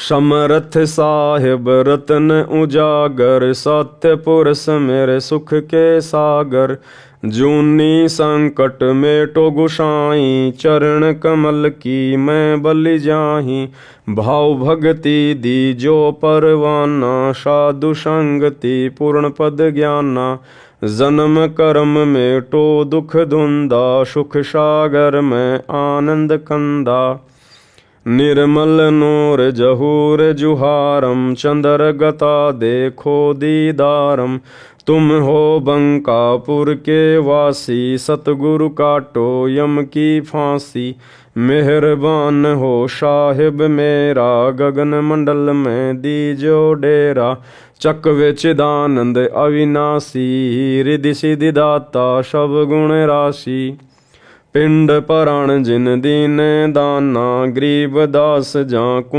कुर्बाना, पिंड पराण जिन दीन दाना, गरीब दास जाकू कुर्बाना। तो ये परमात्मा की विशेष महिमात्मक वाणियां हैं। इनमें हमने सब कुछ मांग लिया, हमने और कुछ भी मांगने की जरूरत नहीं है। हमने सब कुछ मांग लिया परमात्मा से। और बार बार जब हम इस प्रकार से गुरुदेव की महिमा करेंगे निष्काम भाव से, हमारे अंदर कोई इच्छा नहीं होनी चाहिए कि इन वाणियों के माध्यम से मैं गुरु जी से कुछ मांगूं, कुछ मांग रहा हूं। नहीं, हमने तो केवल उनकी महिमा में वाणियां उनको समर्पित करनी है। लेना देना वो परमात्मा पे छोड़ दो। जब लग भक्ति सह कामना, तब लग निष्फल सेव, कहे कबीर वे क्यों मिले निष्कामी निज देव। तो इन वाणियों में सब कुछ आ गया। हमने इन वाणियों में संसार का धन भी मांग लिया जितना हमें आवश्यक है। हमने अपने स्वस्थ शरीर के लिए भी हमने परमात्मा से कामना कर ली, हमने प्रार्थना कर ली। जन्म मरण का रोग समाप्त करवाने के लिए भी हमने परमात्मा से जो है प्रार्थना कर ली। हमने सब कुछ मांग लिया, हमने इन वाणियों में सब कुछ मांग लिया। लेकिन परमात्मा इन वाणियों को उस समय स्वीकार करेगा जब आप सच्चे भाव से, सच्चे हृदय से और एकमात्र अपने गुरु को ही अपना परमात्मा मान के उनके सामने वाणियां बोलोगे।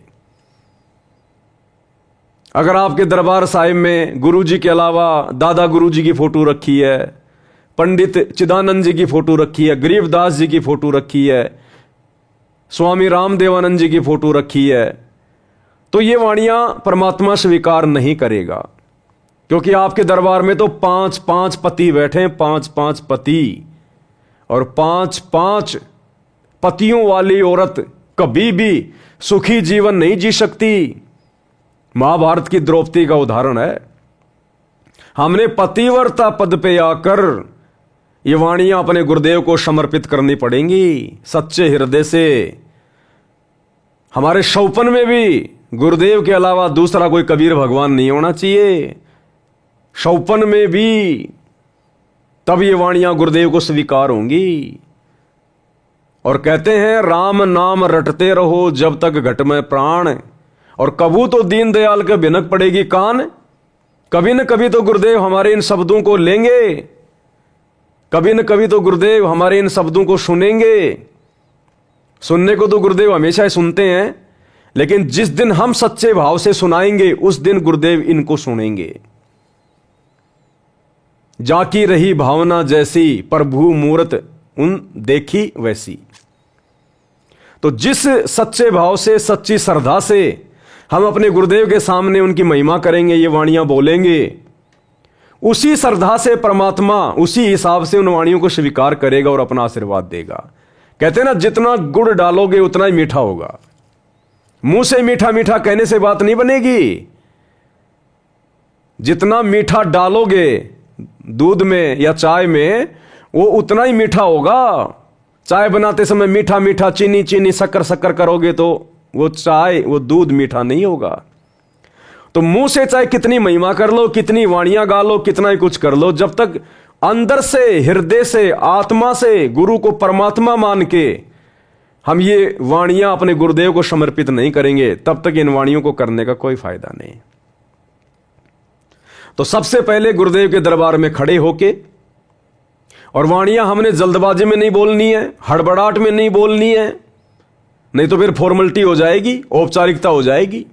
एक एक शब्द हमारे दिल की गहराइयों से बाहर आना चाहिए। हो सके तो रोना आना चाहिए, अंदर से रोना। तो ये 8 वाणियां बोल के फिर जमीन पर जैसे हम दंडवत प्रणाम करने के लिए अपने घुटने टेकते हैं, वैसे ही हमने अपने घुटने जमीन पर टेक कर हाथ जोड़ के गुरुदेव के सामने बैठ जाना है। फिर हमने परमेश्वर की एक वाणी बोलनी है, कर जोड़ूं बिनती करूं धरूं चरण पर शीस, सतगुरु रामपाल जी भगवान ने दियो नाम बख्शीश। आगे आपकी मर्जी, आप 2 वाणियां बोलो, 3 वाणियां बोलो, 4 बोलो, वो आपकी मर्जी है। और उसके बाद वही विधि है दंडवत प्रणाम करने की। खुली आंखों से पहले गुरुदेव भगवान के दर्शन करो, फिर जो भी आपको सुमरण मिला हुआ है, जो मंत्र आपको मिला हुआ है, उस मंत्र का 1 या 2 जाप करो, फिर गुरुदेव के दर्शन करो, उसके बाद फिर दंडवत प्रणाम करो। जो संकल्प दीक्षा वाले भाई बहन हैं, वो केवल खड़े खड़े परमात्मा का समरथ साहिब रत्न उजागर ये वाणियां बोल के, और नीचे जमीन पे फिर घुटने टेक के, और कर जोड़ू विनती करूं धरूं चरण पर शीस, सतगुरु रामपाल जी परमेश्वर जी ने दियो नाम बख्शीश। खाली इतना बोल के और फिर अपने गुरुदेव भगवान को दंडवत करें। उनको नीचे बैठ के दोबारा से समर्थ साहिब बोलने की जरूरत नहीं है, लेकिन ये बिल्कुल सच्चे हृदय से, सच्चे दिल से। क्योंकि देखो भाई और बहनों, इसमें कोई नुकसान वाली बात नहीं है। ये ऐसा कोई ज्ञान विरुद्ध कोई संदेश नहीं है। ये तो हमारे भगवान की वाणियां, उनकी महिमा की वाणियां हैं। हम दंडवत प्रणाम करने से पहले जितना अपने गुरुदेव को रिझाएं, प्रसन्न करें, अच्छी बात है। तो इससे क्या होगा, पहले तो हम जाते थे दरबार में, मंत्र का सुमरण किया, दंडवत किया, खड़े हो गए। अब गुरुदेव भगवान ये देखेगा कि ये सच्चे भाव से कर रहे हैं नहीं कर रहे हैं, इनके अंदर थोड़ा बहुत कोई ठहराव है या नहीं है, ये अंदर से भावित होके श्रद्धा से दंडवत कर रहे हैं नहीं कर रहे हैं। जैसे बहुत सारे लोग कहते, अरे भगत जी 2 मिनट रुक जाओ, बस 2 मिनट, मैं अभी गुरु जी को दंडवत करके आया। वो दौड़ के जाएगा, फटाफट दंडवत करेगा और दौड़ के वापस भाग लेगा, वो हो गई फॉर्मेलिटी। तो परमात्मा भी ये चाहता है कि तुम सारे कार्यों को सेकंड नंबर पे ले लो। जितने भी कार्य हैं संसार में, चाहे तुम्हारा कितना बड़ा धंधा है, कितना बड़ा बिजनेस है, चाहे तुम्हारी ट्रेन छूट रही है, चाहे तुम्हारी प्लेन छूट रही है, सबसे पहले अपने गुरुदेव भगवान को जब भी दंडवत करो तो बिल्कुल सारी चिंताओं को समाप्त करके, जीवित मर के कि मैं तो मर गया बस, अब मरने के बाद में ना आदमी को कोई अपने ट्रेन की टेंशन, ना कोई प्लेन की टेंशन, ना कोई काम धंधे की टेंशन, ना कोई दुनियादारी की टेंशन। और कितना टाइम लगेगा इस प्रोसीजर में? मुश्किल से 2 मिनट, मुश्किल से 2-1 मिनट लगेंगी। तो इस प्रकार से हम गुरुदेव भगवान को दंडवत प्रणाम करना शुरू करें। ये सबके अपने अपने विवेक पे, अपने अपनी बुद्धि स्तर पे भाई। दास की तरफ से किसी को कोई आदेश नहीं है, जबरदस्ती का कोई थोपा नहीं जा रहा है। जिसको अच्छा लगे करे, जिसको अच्छा ना लगे, जैसा वो पहले कर रहा अपना वैसा करता रहे। तो ये जूली बहन के माध्यम से परमात्मा ने एक छोटा सा संदेशा भिजवाया था, जो आप सभी भगत भाई बहनों को देना आवश्यक था। क्योंकि दास के पास 2 दिन पहले ऑडियो आई थी, तो 2 दिन से पहले दास ने किया और दास की आत्मा ने स्वीकार किया कि वास्तव में होना चाहिए। अब हमारा टारगेट क्या है, हमारा मकसद क्या है? अरे कोई गरीब आदमी किसी सेठ साहूकार से, किसी बनिए से अगर 5-10 हजार रुपये अगर ब्याज पे भी लेने जाता ना, ब्याज पे भी आराम में नहीं ला रहा, फ्री में नहीं ला रहा, ब्याज पे, वो भी पहले जाके डायरेक्ट पैसे नहीं मांगता कि सेठ जी देना 5,000 रुपये। ना ना ना ना ना, सेठ जी कैसे हो, बढ़िया है, बाल बच्चे सब ठीक है ना, और सेठ जी हमारे लायक कोई सेवा हो तो बताओ सेठ जी। तो पहले उसकी वो खुशामदी करेगा, जिससे वो पैसे लेने जा रहा है, पहले उसको प्रसन्न करेगा, उसको रिझाएगा, उसकी तारीफ करेगा, और उसके बाद कहेगा जी ये छोटी सी अर्ज, छोटी सी विनती थी आपसे। हाँ भाई बोलो सेठ जी, 5-1 हजार रुपये की सख्त जरूरत थी, बच्चे की फीस में थोड़े कम पड़ गए, अगले महीने में आपका लौटा दूंगा ब्याज समेत। तो वो सेठ आपको मना नहीं करेगा, क्योंकि आपने पहले उसकी बड़ाई करी है, आपने उसके हालचाल पूछे, और उसके बाद आपने उससे पैसे मांगे। और ये कदे सेठ जी देना 5,000 रुपये, जैसे उसने सेठ जी के पास में रखे हुए थे कि सेठ जी तुरंत दे देगा, ले जा। तो मांगने का भी तरीका होता है। जैसे परमात्मा ने बताया ना, परमात्मा गुरुदेव भगवान ने बताया कि पहले गांव में ये VCR चले थे, VCR, ये फिल्म में देखा करते थे, रात को 2-3 फिल्में ले आते थे, पूरी रात उनको आंख फाड़ के देखा करते थे। तो जब किसी का टीवी वगैरह खराब हो जाता था तो वो क्या करता, अपने पड़ोसी के पास जाता, और पड़ोसी के पास जाके पहले उससे हालचाल पूछता, और जी कैसे हो, सब ठीक हैं, बाल बच्चे सब मौज में, काम धंधा सब ठीक चल रहा है ना, अच्छा अच्छा, बाकी सब मालिक की दया है ना, अच्छा अच्छा। फिर बोलता वो जिस काम के लिए आए वो काम बाद में बोलता कि जी आपसे थोड़ी सी एक रिक्वेस्ट थी। क्या बात भाई? अजी वो क्या कि हमारा टीवी हो गया खराब, और बच्चे क्या कि कोई फिल्म वगैरह लेके आए हैं कोई, अगर आपका टीवी अगर आप 2-4 घंटे के लिए अगर दे दो तो बच्चे थोड़ा देख लेंगे। तो गुरुदेव कहते हैं अगर आप इस प्रकार से विनती करोगे, प्रार्थना करोगे ना, अगर उसका खराब होगा ना तो भी पड़ोसी का लाके दे देगा। इतना मीठा बोलोगे, इतना प्यार से बोलोगे। और एक जाते गए, ओए तुम्हारा टीवी दे दो ना तुम्हारा, तो वो अगर होगा तो भी मना कर देगा, हमारा तो खराब हो गया, हमारे के तो आई सी फूक गई, हमारा टीवी काम नहीं कर रहा अभी 4 दिन से। तो इसी प्रकार भाई और बहनों, हमने अब जाते दंडत नहीं मारना, जाते लंबा नहीं लेटना, हमने ठहराव, गुरुदेव को प्रसन्न करें, गुरुदेव को हमें विश्वास दिलाएं कि परमात्मा आपसे बढ़कर हमारे लिए और कोई नहीं है, आपकी भक्ति से बढ़कर अब हमारे जीवन में और किसी काम के लिए कोई हड़बड़ी नहीं है, आप हमारे लिए प्रथम हैं, सर्वोपरि हैं। तो अब हमने गुरुदेव को विश्वास भी दिलाना है कि हम खाली देखा देखी में कर रहे हैं या वास्तव में हमारे अंदर वो भाव श्रद्धा भी है कि नहीं है। तो इस प्रकार से हमने अपने गुरुदेव भगवान की गैर हाजिरी में ध्यान रखना भाई और बहनों, ये जो दंडवत प्रणाम करने की विधि है ये केवल गुरुदेव की गैर हाजिरी में। अगर गुरुजी साक्षात सामने खड़े हैं प्रत्यक्ष, तो फिर हमने समर्थ साई वाला शब्द नहीं बोलना, फिर हमने टाइम नहीं लगाना ज्यादा। अगर गुरुजी सामने खड़े, प्रत्यक्ष खड़े, जैसे हम कभी आश्रम में गए, सामने गुरुदेव हैं, या अचानक से आपके घर पे आ गए गुरुजी, तो फिर आपने खड़े होके 2 मिनट वाणियां नहीं बोलनी। गुरुजी को हमने वेट नहीं करवाना, इंतजार नहीं करवाना, क्योंकि गुरुजी प्रत्यक्ष में खड़े हैं। उस समय हमने तुरंत जमीन पर घुटने टेक देने हैं, और जो भी आपको 1 या 2 मंत्र मिला हुआ है तुरंत उसका जाप करें और तुरंत गुरुदेव को दंडवत प्रणाम करें। अगर गुरुदेव सामने खड़े हैं, प्रत्यक्ष खड़े हैं, तो फिर हमने बहुत ही शॉर्ट में दंडवत करना है, बहुत ही शॉर्ट में, ताकि हमारे कारण हमारे गुरुदेव को खड़ा ना रहना पड़े। और गुरुदेव की गैर हाजिरी में हमने इस प्रकार से दंडवत प्रणाम करना है, जो अभी परमात्मा ने जूली बहन के माध्यम से ऑडियो भिजवाई है। शांति से, इत्मीनान से, धैर्य के साथ में समरस साहेब, रत्न उजागर, ये 8 वाणियां जमीन पे घुटने टेकिए, प्यार प्रेम से आदि भाव से गुरुदेव के लिए 1-2 वाणियां बोलिए। जो भी आपका मन करे, जो भी आपकी इच्छा करे, जरूरी नहीं है कि खाली वो ही बोलनी है कि भैया कर जोड़ूं, विनती करूं। जो भी वाणियां आपके अंदर से, जो भी वाणियां निकल जाएं, वही वाणियां बोल दो, 2, 4, 5 आपकी इच्छा। और उसके बाद आराम से अपना मंत्र का सुमरण करते हुए अपने गुरुदेव भगवान को दंडवत प्रणाम करें।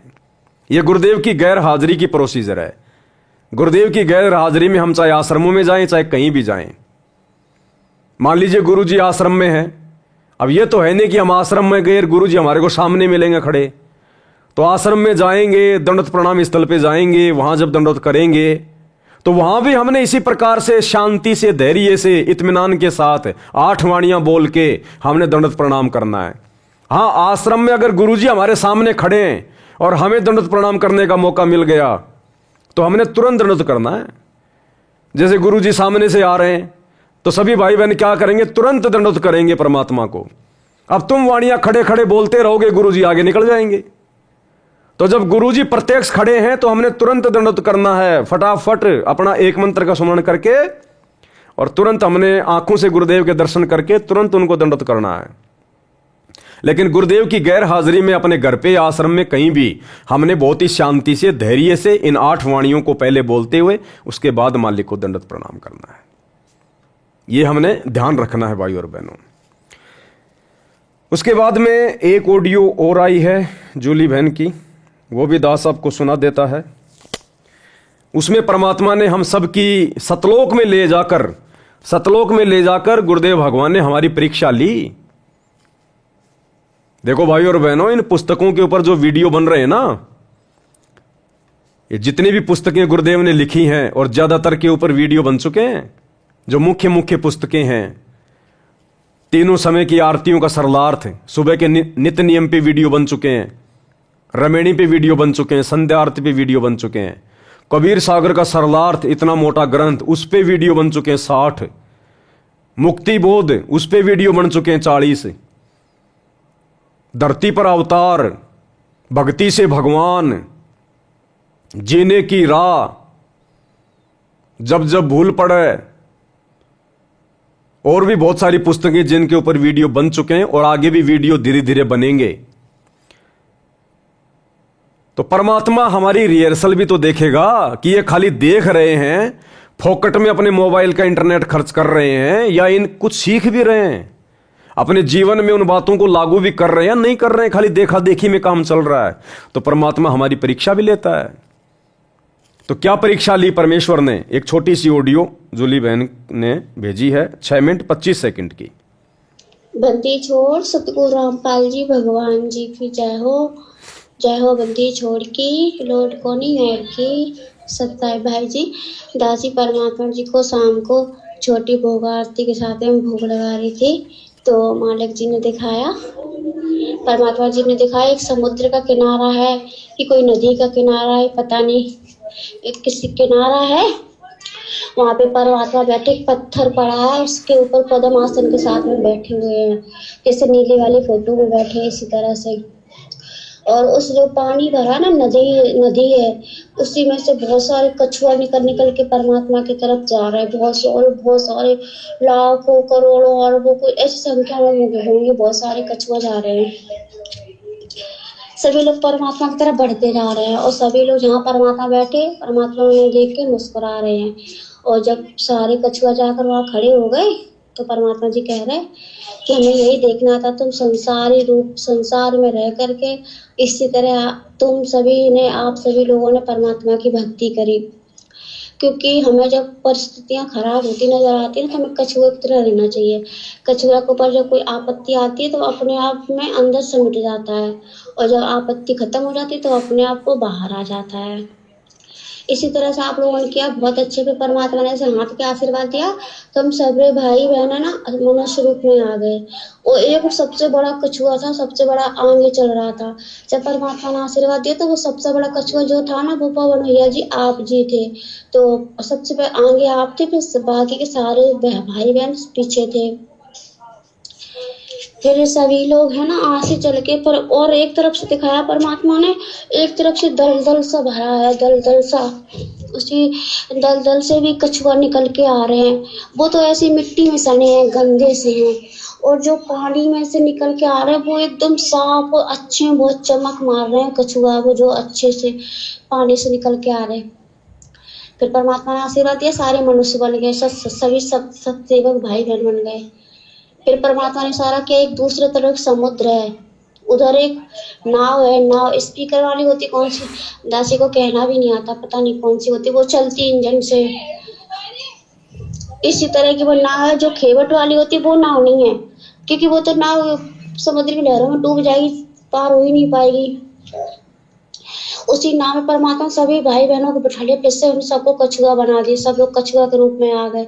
और जो गंदे कछुआ थे उनके कारण एक दूसरी नाव है और उसमें बैठ गए। परमात्मा कह रहा तुम्हारा इस युग में तो उद्धार होगा नहीं, अगले युग में तुम्हें देखेंगे। तो उनको दूसरे नाव में बिठा दिया। वो उनके साथ में कोई और खेवट को खे रहा है, कहीं इधर उल्टा मार जाती, कि उधर घूम जाती, अल्ट पलट कर रही इस तरह से। और जिस नाव में हम बैठे स्पीकर वाली, जो कौन सी भी होती, जो भी हो, वो एकदम तेज परमात्मा ने उसको स्पीड में चला रहा है, एकदम लहरों से उठाते हुए लहजा चली जा रही है नाव। खूब लहरों ऊपर ऊपर उछल रही है, पानी की लहरें समुद्र की खूब तेज तेज है। और परमात्मा बिल्कुल डर गए। हम सभी भाई बहन जितने ना कछुआ रूप में सब परमात्मा की महिमा सबक गाते हुए जा रहे हैं। फिर आगे निकल गए। फिर वहां पे एक दूसरी दुनिया है और समुद्र से आगे गए, वहां की जमीन अलग है, वहां की हरियाली अलग है। फिर वहां पे किनारे जाके परमात्मा ने वो रोका उस नाव को, जो होती इंजन वाली, उसको। फिर सारे भाई बहन उसमें से मतलब कछुआ बन करके उतरे, कछुआ बन करके उतरे। और वहां पर जब हम अंदर को गए, बहुत हरियाली बहुत है। वहां पे भी एक परम पिता परमात्मा सतगुरु रामपाल जी अपने दूसरे रूप में वहां पे विराजमान है। और हम जब सब लोग पहुंचे तो परमात्मा ने आशीर्वाद दिया, तो हम सब लोग फिर मनुष्य बन गए। तो परमात्मा जी कह रहे जो दूसरे परमात्मा रूप में बैठे हैं ना, वहाँ पे वो हरियाली सी है, वहाँ पे एकदम चट्टान, वहाँ के घर और सोने के बने बहुत अच्छी जगह है। वहाँ पे सतलोक ही होगा और क्या होगा, और सतलोक से तो कोई सुंदर जगह हो ही नहीं सकती है। तो हम सब लोग उतर के गए तो परमात्मा जी हमें कह रहे हैं कि बेटा जाओ, ये तुम्हारा सामने भगवान बैठा, यानी परमात्मा का दूसरा रूप है, वही जो यहाँ पे है, वही आसन पर विराजमान है। बेटा कह रहे जाओ अपने परमात्मा को दंडोत प्रणाम करो। और परमात्मा जी कह रहे अपने दूसरे रूप में कि मालिक आपका दास, आपका कुत्ता आपके बच्चों को ले आया। तो वो खूब खुश हो रहे। और हमसे सभी भाई बहनों से परमात्मा जी कह रहे बेटा ना दंडवत प्रणाम करो, ये तुम्हारे गुरु, हम तो इनके दास थे। फिर हम सभी भाई बहनों ने सब लोगों ने परमात्मा की तरफ देखा, जो हमारे साथ में सतगुरु रामपाल जी भगवान गए थे, हमने उनको दंडवत प्रणाम किया। जो परमात्मा का दूसरा रूप उस बैठा था ना वहाँ पे सिंहासन, उसको मैं दंडवत प्रणाम नहीं किया। हमने हमारे गुरु जी से कहा कि हे परमात्मा, आप हमारे सर्वशक्तिमान अंतर्यामी परमात्मा, आप ही हमारे सतगुरु हो, आप ही हमारे भगवान हो, आप ही हमारे पिता हो, आप ही पूर्ण ब्रह्म परमेश्वर हो। और हम आपको जानते हैं, हम इनको नहीं जानते। आप अपने कितने भी रूप बना लो, हमारे लिए वो मायने नहीं रखते। हमारे लिए वो रूप मायने रखता है जो आप जिस रूप में आपने हमें दीक्षा दी, हमें दलदल से गंदगी से निकाला, हमें भक्ति दी, हमें मर्यादा में रह के भक्ति करवाई, इसलिए हमारे गुरु जी आप हो। और हम सभी भाई बहनों ने जो दूसरा रूप था उसको दंडवत प्रणाम नहीं किया। जो हमारे साथ में सतगुरु रामपाल जी भगवान जी गए थे, हमने उनको दंडवत प्रणाम किया। परमात्मा इससे खूब खुश हुए और सबको सीने से लगा लिया। परमात्मा ने कहा ये तुम्हारी आखिरी और लास्ट परीक्षा थी, हमें ये देखना था कि तुम किस रूप को दंडवत प्रणाम करोगे। तुम पास हुए, अब तुम यहाँ मौज करो, अपने आजीवन हमेशा हमेशा के लिए यहाँ तक रहो, तुम्हारा निवास हो चुका है। और फिर वो जो परमात्मा का रूप हमारे साथ यहाँ से गया था, वो वाला रूप जो वहाँ पे जो बैठा हुआ था सिंहासन पे, उसमें समा गया। फिर वो परमात्मा को खुश होने लगे। हमने कहा अभी सभी भाई बहन हैं, आप सभी लोग कह रहे हैं हमारे गुरु जी हैं जो हमारे साथ में, बस हम उन्हीं को मानते। आप कितने भी अपने रूप बना लो, पर हम उसको नहीं मानेंगे, हम उसको मानेंगे जो हमारे साथ था। बस परमात्मा ने इतना दिखाया। बंदी छोड़, सतगुरु रामपाल जी भगवान जी की जय हो। तो वो ऑडियो आपने सुनी भाई और बहनों। देखो लास्ट में भी हमारी परीक्षा होगी, अंत में भी, कि हमने गुरु जी को क्या मान रखा है।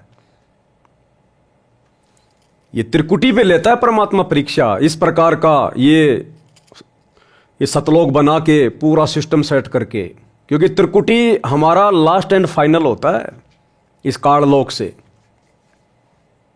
तो वहां भी परमात्मा हमारी परीक्षा लेगा कि अभी तक इनकी आस्था गुरु में है या दाढ़ी मूछ वाले नकली कबीर भगवान में या किसी और देवी देवता में है। तो पहले तो परमात्मा ने दिखाया कि समुद्र है, समुद्र में से कछुए निकल रहे हैं।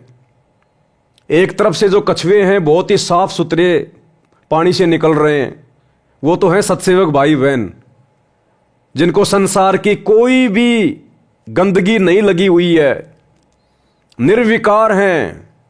और दूसरी तरफ जो कछुए निकल रहे हैं उसी समुद्र से, वो कीचड़ में सने हुए हैं, वो हैं सतलोक आश्रम मैनेजमेंट हरियाणा वाले, गुरुदेव के परिवार, ये कोऑर्डिनेटर। ये राजनीति के गंदे रंग में सने हुए, आरक्षणबाजी में सने हुए, दुनियादारी में फंसे हुए, इनको ना कोई ज्ञान ना कोई ध्यान, कोई लेना देना नहीं। गुरु के रहते सहते दाढ़ी मूछ वाले कबीर को भगवान मान के पूज लो, रामचंद्र जी का अयोध्या में जाके भंडारा लगवा लो, इनसे कुछ भी करवा लो, इनको कोई होशो हवास नहीं है। तो वो कछुए बिल्कुल कीचड़ में सने हुए। तो परमात्मा ने उनको रिजेक्ट कर दिया कि भैया तुम जाओ, अभी तुम्हारा नंबर नहीं है। और सत्सेवक जो साफ सुथरे होके निकले थे समुद्र से, परमात्मा ने उनको एक इंजन वाली नौका में बैठाया, बिल्कुल वाटरप्रूफ नौका, और परमेश्वर उनको लेके गए। अब सतलोक में ले जाके परमात्मा ने छोड़ दिया सभी आत्माओं को। और वहां जाकर गुरुदेव भगवान ने कहा, क्योंकि वहां एक दूसरा रूप, और दूसरा रूप भाई और बहनों हमेशा हमें वही दिखाई देगा जो नीचे से हमें लेके जाता है। ये बात ध्यान रखना, हमें वही रूप दिखाई देगा। तो वहां गुरुदेव का एक दूसरा रूप है, वहां तेजो में, क्योंकि गुरुजी यहां जब आते अपने रूप को हल्का करके आते हैं, नहीं तो हमारी चरम दृष्टि उनको देख नहीं पाएगी। तो गुरुदेव ने हमें सतलोक में सिंहासन के पास ले जाकर कहा कि बच्चों, ये सामने तुम्हारे पिताजी बैठे हैं, तुम्हारे परमात्मा हैं, और मैं तो इनका नौकर था जो मैं नीचे से तुम्हें ऊपर लेकर आया हूं। ये तुम्हारे असली भगवान, तुम्हारे असली गुरुजी, आप इनको दंड प्रणाम करो। तो हम सत्सेवकों को सारी बातें ध्यान थी, हमें सब कुछ पता था कि साथ संगति में हमने क्या सीखा, क्या समझाया जाता था, गुरुजी के सत्संगों में हमें क्या सीखने को मिला। तो हम सभी सत्सेवक भाई बहनों ने उल्टा अपने गुरुजी को ही दंड प्रणाम किया। उस सिंहासन पर बैठे हुए तेजो में शरीर को दंड प्रणाम नहीं किया हमने अपने गुरुजी को ही दंड प्रणाम किया कि हमारे परमात्मा, हमारे कबीर आप हैं, हम आपके सिवा किसी को नहीं जानते। अगर आप सिंहासन पे बैठोगे तो आपको दंड प्रणाम करेंगे, आपके अलावा चाहे कितने रूप आप खुद ही क्यों ना बना लो, हम दंड प्रणाम नहीं करेंगे। हमारे दिल में, हमारे मन में, हमारे शरीर के रोम रोम में केवल आप हमारे गुरुदेव भगवान बसे हुए हैं, केवल आपकी सूरत बसी हुई है। इसके अलावा चाहे कोई कितना बड़ा भगवान आ जाओ, हमारे लिए कुछ नहीं है। तो गुरुदेव भगवान बड़े प्रसन्न हुए, बड़े खुश हुए, सबको सीने से लगाया और कहा कि बच्चों, ये तुम्हारी लास्ट परीक्षा थी। अगर यहां तुम धोखा खा जाते, अगर तुम जल्दबाजी में, देखा देखी में, तो बच्चों फिर तुम मुझे वापस नीचे डालने पड़ते, नीचे पटकने पड़ते। फिर उसके बाद गुरुदेव भगवान खुद उसी सिंहासन पे जाके बैठे और अकेले हमारे गुरुदेव भगवान का रूप हो गया। उसके बाद फिर हमने वहां उनको दंड प्रणाम किया। ये हमारी लास्ट परीक्षा थी। अभी परीक्षा क्यों ली परमात्मा ने? अभी तो परमात्मा देखो हमारे को नकल करवा रहे हैं। ये जूली बहन के माध्यम से इस प्रकार के संदेश देके परमात्मा हमें नकल करवा रहे हैं ताकि हम त्रिकुटी पे फैल ना हो जाएं। कहीं सतलोक में ले जाकर परमात्मा हमारी परीक्षा ले हम वहां पर फैल ना हो जाएं। कहीं जल्दबाजी में आके कि लो जी हम तो आ गए सतलोक में, गुरुजी भाई हमारे गुरुजी साइड में खड़े हैं जो हमें नीचे से ऊपर लेकर गए, और हम सिंहासन पर बैठे तेजो में रूप को जाके दंड प्रणाम मार दें, मर जाएंगे, फंस जाएंगे। जल्दबाजी नहीं करनी। अब ये शिक्षा हमें कहां दी परमात्मा ने? ये शिक्षा हमें परमात्मा ने कबीर सागर में दी। जब राजा वीर सिंह बघेल की छोटी रानी सुंदर देई जिसने गुरु से नाम ले लिया था, लेकिन वो भक्ति थोड़ा ऐसे कर रही थी, डगमग थी। अंत समय आया, यम के दूत आए, उसको लेकर गए। तो वहां जाकर उसने पुकारा कि मेरे धनी तुम नहीं हो, मेरे धनी तो मेरे गुरुजी हैं, तुम मुझे नहीं लेकर जा सकते। तो यमदूतों ने कहा कि अपने धनी को याद कर ले, अगर तेरा कोई धनी है तो सुंदरदेव ने अपने गुरुजी को याद किया, क्योंकि उसको पता चल गया कि गुरुजी जो बात कहा करते थे बिल्कुल सही है। यहां तो यम के दूत आ गए भाई, मैं तो भक्ति को हल्के में ले रही थी। उसने हृदय से अपने गुरुदेव को याद किया। गुरुदेव वहां जाकर, ये तो शब्द स्वरूपी राम है, प्रकट हो गए। यमदूतों से छुड़वाया, वहां पर जो है प्रकाश ही प्रकाश हो गया, और यमदूत उस प्रकाश से डर के भाग गए। अब परमात्मा उस आत्मा को लेकर गुरु रूप में जो 650 साल पहले आए थे, उस रूप में आत्मा को लेकर कहां गए? सचखंड में। और सचखंड में सुंदरदेव ने देखा कि सामने बड़ा सिंहासन है और सिंहासन पे परमात्मा बैठा हुआ है, और सुंदरदेव ने जाकर उसको दंडवत मार दिया। अपने गुरुजी की तरफ ध्यान नहीं दिया, सुंदरदेव ने जाके सिंहासन वाले परमात्मा को, तेजोमय शरीर को दंडवत कर दिया। और तेजोमय शरीर वाले ने कहा सुंदरदेव के सतगुरु से, जो साइड में खड़े थे, कि हे कड़िहार, हे सतगुरु, तू मेरी आत्मा को यहां ले आया, मैं तेरे से बड़ा प्रसन्न हूं। इस आत्मा को यहां लाने में इतनी देर क्यों कर दी? तो उन्होंने बताया जी ऐसे ऐसे इसकी भक्ति पूरी नहीं हो पाई थी, ऐसा है वैसा था। फिर उस आत्मा को डांटा, उसको फटकारा कि तूने नाम लेने के बाद मर्यादा क्यों तोड़ी, तूने सुमरण अच्छे से क्यों नहीं किए, तू आ कैसे गई तू सतलोक में, इसको वापस नीचे पटको, उसको वापस नीचे पटका गया। वो फैल हो गई वहां पर। जबकि हम सत्सेवक भाई बहन सफल हुए, हमने केवल अपने गुरुदेव को ही मुड़ के दंडवत प्रणाम किया कि गुरुदेव आपके अलावा हम नहीं जानते किसी को। ये होंगे कोई भगवान, होंगे कोई महात्मा, लेकिन जब तक आप इस सिंहासन पर नहीं बैठोगे, अगर ये सतलोक का सिंहासन है, और जब तक आप नहीं बैठोगे, हम तो केवल आपके ओरिजिनल रूप को दंडवत करेंगे, केवल आपको, और जो विधि आपने बता रखी है उसी हिसाब से। तो गुरुदेव भगवान बड़े प्रसन्न हुए, और गुरुदेव ने कहा कि बच्चों, ये तुम्हारी लास्ट परीक्षा थी, अंतिम परीक्षा। तो सोचिए, जब सतलोक में भी अपने गुरुजी के अलावा अगर किसी को और को दंडवत कर दिया परमात्मा मान के, वहां से नीचे पटके जाते। जबकि हमारे 90% भाई बहन सतलोक आश्रमों से जुड़े हुए, ये तो वर्तमान में ही अपने गुरुजी को मानुष मान के और मन में आता उसी को दंडवत मार देते हैं।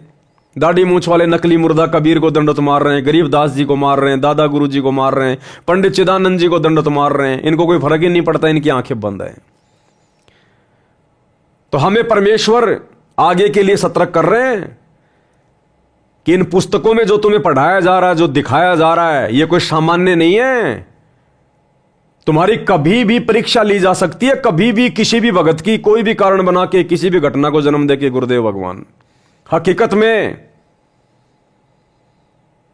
तो हमने सतर्क रहना है, सावधान रहना है। और 26 मार्च 2025 से मुसलमान नहीं समझे ज्ञान कुरान, इस पुस्तक के ऊपर वीडियो बनने शुरू हो जाएंगे। यह पुस्तक मुस्लिम समाज से जुड़े हुए भाई बहनों को तो संदेशा देगी, उनको तो वास्तविक अल्लाह की जानकारी देगी। साथ में हम सत्सेवक भाई बहनों के लिए इसमें बहुत बढ़िया शिक्षा है, बहुत गहरी शिक्षाएं हैं। यह कोई सामान्य पुस्तक नहीं है, यह अल्लाह कबीर के द्वारा लिखी गई है। ये वास्तव में आसमानी पुस्तक है, रियल आसमानी पुस्तक है। ये तौरात, जबूर, इंजिल, कुरान शरीफ, ये आसमानी पुस्तकें नहीं है, ये तो शैतान के द्वारा बख्शीश की गई हैं। और ये मुसलमान नहीं समझे ज्ञान कुरान जो सतगुरु रामपाल जी परमेश्वर जी ने लिखी है, ये है रियल आसमानी पुस्तक है। क्योंकि आसमान में अरस के कुर्स पर विराजमान, तकत पर, सिंहासन पर विराजमान कबीर भगवान सतगुरु रामपाल जी ने यह पुस्तक लिखी है। तो यह आसमानी पुस्तक है, इसमें सतलोक का ज्ञान है, वास्तविक अल्लाह का ज्ञान है। तो यह है वास्तव में आसमानी पुस्तक, बाकी तो शैतान के द्वारा लिखी हुई है, काल के द्वारा। तो मुसलमान समाज से जुड़े हुए भाई बहनों को तो यह पुस्तक संदेशा देगी, अगर कोई समझना चाहेगा तो। इसके साथ साथ सतगुरु रामपाल जी के जितने भी फॉलोवर हैं, उनको ढेर सारी शिक्षाएं मिलेंगी, और गुरु जी के प्रति हमारा भाव बढ़ेगा, हमारी लगन बढ़ेगी, हमारा समर्पण बढ़ेगा। दूसरा, ये पुस्तक पढ़ना इसलिए भी बहुत जरूरी है क्योंकि जूली बहन के माध्यम से परमात्मा ने दिखाया, ऑडियो मैंने आपको भेज दी।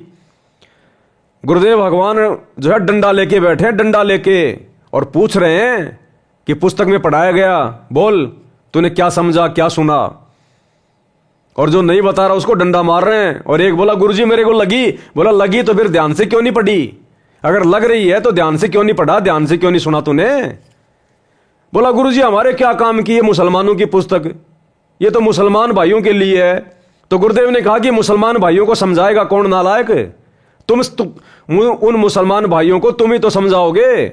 और जब तुम ध्यान से नहीं पढ़ोगे कि कौन सी आयत है, कौन सी पुस्तक है, उसमें क्या लिखा हुआ है, अल्लाह कौन है, शैतान कौन है, तो उन मुसलमान भाई बहनों को, मेरे बच्चों को पढ़ाएगा कौन, समझाएगा कौन, उनकी शंकाओं का समाधान कौन करेगा। तो ये मत कहना दोबारा कि ये तो मुसलमान भाइयों के लिए है। तो गुरुदेव ने एक मारा उसके खींच के डंडा। तो कहने का मतलब भाई और बहनों, ये पुस्तकें हैं हमें अंदर ही अंदर हमारे को ये तैयार कर रही हैं, दृढ़ कर रही हैं। ये परमात्मा का एक मिशन है। ये यूं मत सोच लेना कि ये पवन दास बस खाली गुरु जी की पुस्तकों के ऊपर वीडियो बना बना के दिखा रहा है, लाइव आ रहा है। ये एक मिशन है परमात्मा का, आत्मा को तैयार करने का एक मिशन है। ये हमारे अंदर ही अंदर कितनी दृढ़ता, कितना विश्वास, कितना धैर्य, कितनी हिम्मत पैदा हो रही है, आप और हमें भी नहीं पता चल रहा। और यही सारी चीजें अंत में आप और हमारे काम आएंगी। हमारी आत्मा चार्ज हो रही है, चार्ज। तो 26 मार्च से इस पुस्तक के ऊपर हम लाइव आएंगे रात्रि 8 बजे। और एक चीज भाई और बहनों, दास साहब जी से प्रार्थना करेगा, फेसबुक ने एक नया कोई अपडेट निकाला है। जितने भी लाइव वीडियो हैं किसी भी व्यक्ति के पूरे संसार में, वो फेसबुक धीरे धीरे उनको समाप्त कर रही है, उनको डिलीट मार रही है धीरे धीरे। उसका रूल है, कोई नियम है, कोई बहुत ज्यादा मतलब उस पर डाटा आ गया है। अब इतना डाटा फेसबुक सहन नहीं कर पा रहा है, दुनिया भर के वीडियो बना बना के लोगों ने डाल रखे हैं। तो फेसबुक क्या कर रही है, आज से पहले जब से फेसबुक चली है और जिस व्यक्ति ने जितने भी लाइव आकर वीडियो बनाए हैं, फेसबुक सबको धीरे धीरे उनको डिलीट कर रही है। 1 महीने का टाइम दिया है। तो हमारे जितने भी लाइव वीडियो सारे के सारे वो डिलीट हो जाएंगे।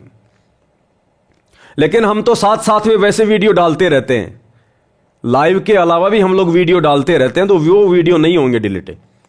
तो आप भाई बहन जो मैं लाइव आता हूं या इन पुस्तकों के ऊपर जो लाइव वीडियो हैं जो आगे आएंगे, आ रहे हैं, आप इनको तो देखते हो, बहुत अच्छी बात है। इनको तो आप ज्यादा ज्यादा शेयर करते हो। लेकिन ये अब आगे 1 महीने से ज्यादा फेसबुक पे नहीं दिखाई देंगे आपको। जैसे अभी मैं लाइव आ रहा हूं, ये वीडियो 1 महीने के बाद में फेसबुक ऑटोमेटिक इसको डिलीट कर देगी, इसको हटा देगी। तो लाइव आने के बाद जब मैं उसका ओरिजिनल वीडियो फिर से डालता हूं, या छोटे छोटे जो शॉर्ट वीडियो हम लोग डाल रहे हैं, आप इन वीडियो को ज्यादा से ज्यादा शेयर किया करो, ज्यादा से ज्यादा। क्योंकि लाइव वीडियो तो हमारे डिलीट हो जाएंगे, तो फिर बचे कौन से वीडियो, जो वीडियो हम वैसे डालते रहते हैं। तो उन वीडियो को आप जी ज्यादा से ज्यादा शेयर किया करो आगे। तो ये भी थोड़ी सी एक जानकारी थी जो आप सभी भाई बहनों को देनी थी। इसके बाद में एक लास्ट ऑडियो जूली बहन की अभी आई थी मेरे पास में, क्योंकि मेरे को लाइव आना था इसलिए मैं उसको सुन नहीं पाया। तो लास्ट में एक ऑडियो जूली बहन ने भेजी है अभी शाम को, परमात्मा ने कुछ दिखाया होगा, तो इसको हम सभी भाई बहन सुन लेते हैं क्या संदेशा दिया है परमात्मा ने। बंदी छोड़ सतगुरु रामपाल जी भगवान जी की जय हो बंदी छोड़ की लौट कौनी और की। सत्याय भाई जी, दासी भी परमात्मा जी को छोटी बहू आती, साथ में भूख लगा रही थी, तो मालिक ने दर्शन दिए, परमात्मा जी ने दिखाया है। परमात्मा जी ने दिखाया है जब वो जेल धाम से मतलब आ रहे हैं, तो राष्ट्रपति मुर्मू और प्रधानमंत्री नरेंद्र मोदी जी, तो उन लोगों ने ना परमात्मा के लिए उनको माला पहनाई है और एक पट्टा शॉल जैसा वो सम्मान के साथ मालिक को उड़ाया है। नीचे गुलाब के फूल बिखरे हुए हैं, मक्खन के गत्ते पड़े हैं, उस पर परमात्मा चल के आ रहे हैं। और वो लोग है ना, मंत्री और राष्ट्रपति लोग है ना, दोनों सर को झुका के आ गए। मीडिया है साथ में, बहुत सारी भीड़, सभी भाई बहन है। आप परमात्मा जी के साथ में हो, एक किताब लिए, एक पेन लिए हो और आ रहे हो, और सभी लोग उनको परमात्मा जी को दंडवत प्रणाम कर रहे हैं। परमात्मा थोड़े विरुद्ध से दिख रहे हैं, धोती कुर्ता पहने हुए हैं, पगड़ी लगाए हैं, और उन लोग और परमात्मा जी के कुछ भाई बहन माला भी पहना रहे हैं। और एरोप्लेन खड़ा है, एरोप्लेन खड़ा है, तो परमात्मा जी कह रहे हैं कि बेटा व्यवस्था होगी। आप जी से कह रहे हैं, आप जी कह रहे हैं हाँ मालिक। तो परमात्मा जी एरोप्लेन में बैठ गए हैं, एरोप्लेन में बैठ गए हैं ना।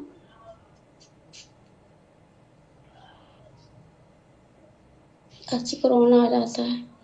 एरोप्लेन में बैठ के परमात्मा जी ना सीधे वो जगन्नाथ के मंदिर को निकल गए हैं। सभी परमात्मा जी जगन्नाथ के जो मंदिर है ना, सीधा परमात्मा जी वहां पर गए हैं। परमात्मा जी को एरोप्लेन वहां पे रुका है, परमात्मा जी वहां पे उतरे एरोप्लेन से। आप हैं और सभी सत्सेवक भाई बहन हैं जो भी हैं परमात्मा जी के साथ में हैं। और वहां पे बहुत सारे पंडा लोग परमात्मा के दर्शन के लिए एकदम दौड़े परमात्मा जी को दंडवत प्रणाम कर रहे हैं। और आपको पता भैया जी, परमात्मा जी ने दिखाया दासी को, और वहां पे वो भी पांडा है जिसने परमात्मा जी के साथ में है ना 600 साल पहले एक पत्थर में खाया था, वो भी पंडा है। वो भी पंडा है जो परमात्मा शब्द गाते हैं। एक पत्तल में जेवे ऐसा गुलाम रामपाल ऐसा शब्द गाते, वो पंडा भी है। इसके साथ में परमात्मा जी ने एक ही पत्तल में खाया था। जिसने परमात्मा को देख के अछूत बोला था ना, जिसको कोढ़ का रोग लग गया था, वो पांडा भी है। और परमात्मा जी ने दिखाया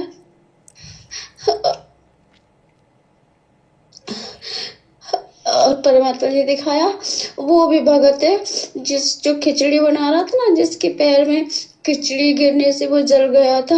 और परमात्मा कबीर साहब रूप में आए थे। तो परमात्मा जी सिकंदर लोधी के दरबार में बैठे थे। जब परमात्मा जी ने अपने चरणों में जल डाला था तो उस पंडित की पैर की आंच बुझ गई थी। वो पांडा भी है, दोनों पांडे हैं। जब परमात्मा जी पहुंचे तो दोनों दौड़ के परमात्मा जी को दंडवत प्रणाम कर रहे हैं। और वहां पे एक और वृद्ध पंडा है, परमात्मा कह रहे वो दौड़ के आया, परमात्मा जी को दंडवत प्रणाम किया उसने।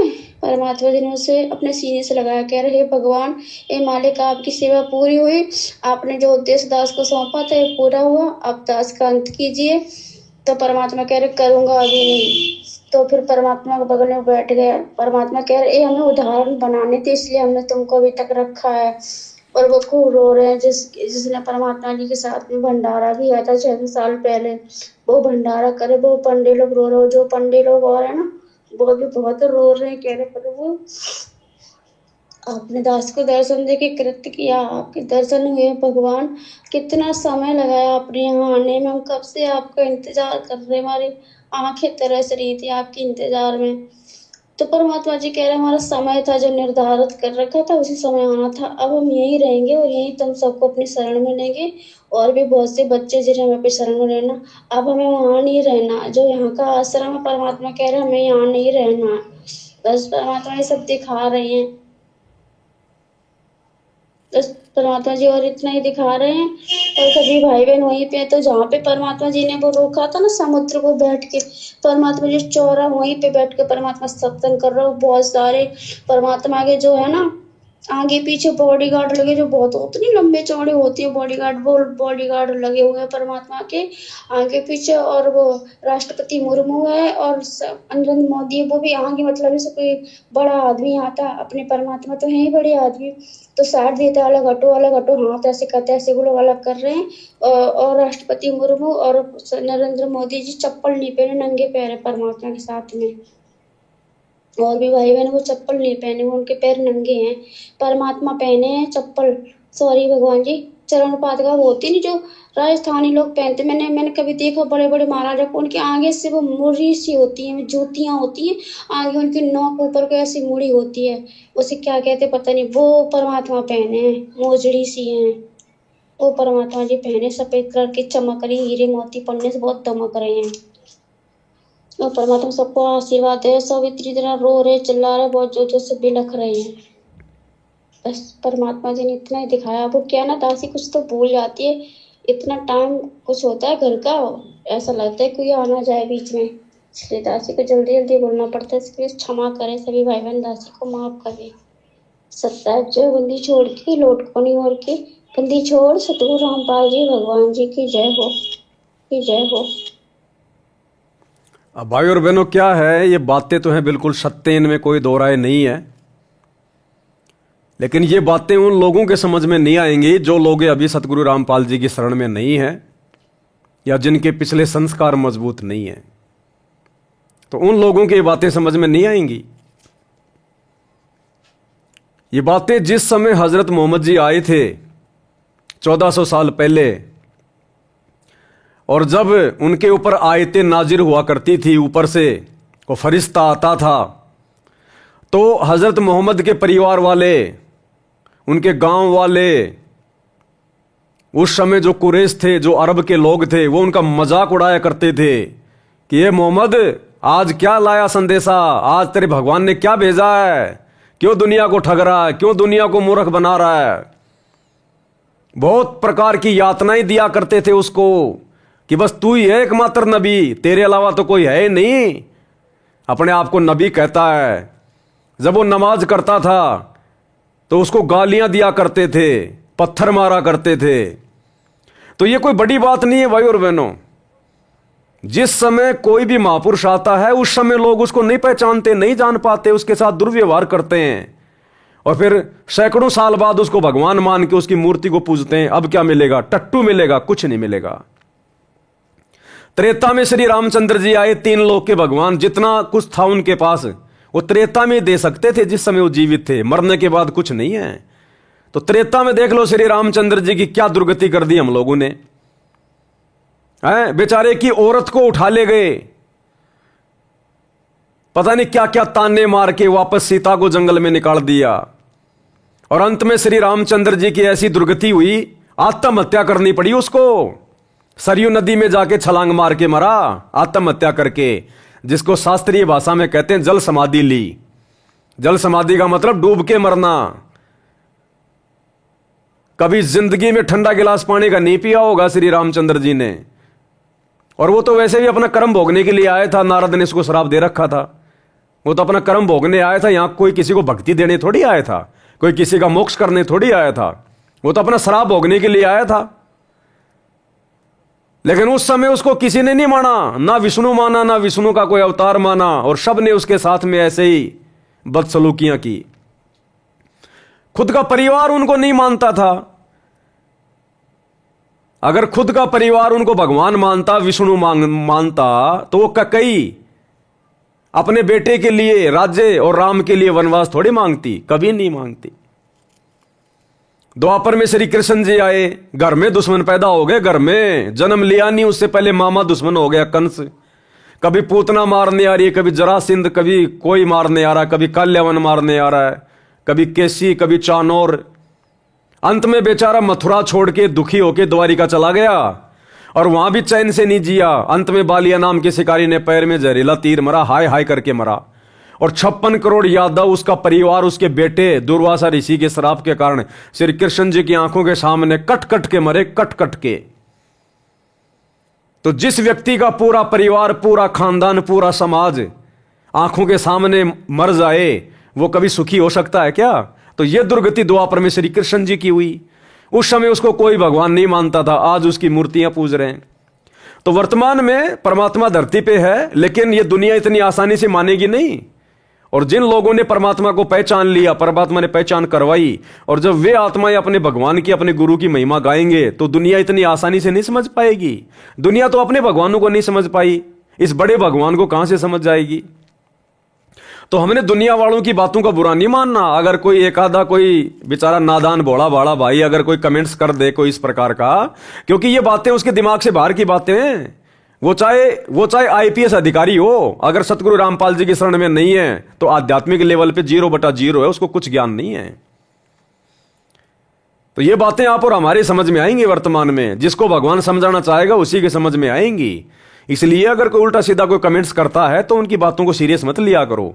उसको अपनी दुनिया में जीने दो। उसको हम क्या कर रहे हैं वो हमें पता है, और 2028 के आसपास दुनिया को समझ में आ जाएगा कि हम आज जो कर रहे थे वो क्या था। और दुनिया जो फालतू में अपना जो पैर जो तोड़ रही थी मंदिर, मस्जिद, चर्च, गुरुद्वारों में जाके, वो क्या कर रहे थे। तो बहुत जल्द 2028 में ये बातें समझ में आ जाएंगी।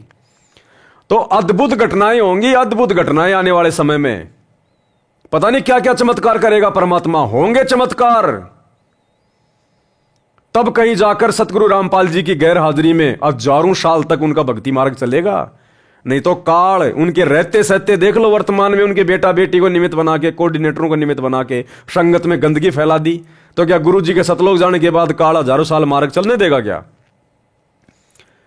लेकिन परमात्मा, पहली बात तो जितने भी जो पाप आत्माएं हैं उन सब का 2028 इस युग परिवर्तन के समय में खात्मा हो जाएगा। चले जाएंगे जैसे गधे के सिर से सींग जाते हैं। बचेंगे वही जो वर्तमान में भक्ति कर रहे हैं या जिनके पिछले जन्मों के भक्ति संस्कार मजबूत हैं, वो चाहे भगत हो चाहे जगत हो। तो भविष्य मलिका में तो टोटल 64 करोड़ जनसंख्या रह जाएगी पूरी दुनिया की।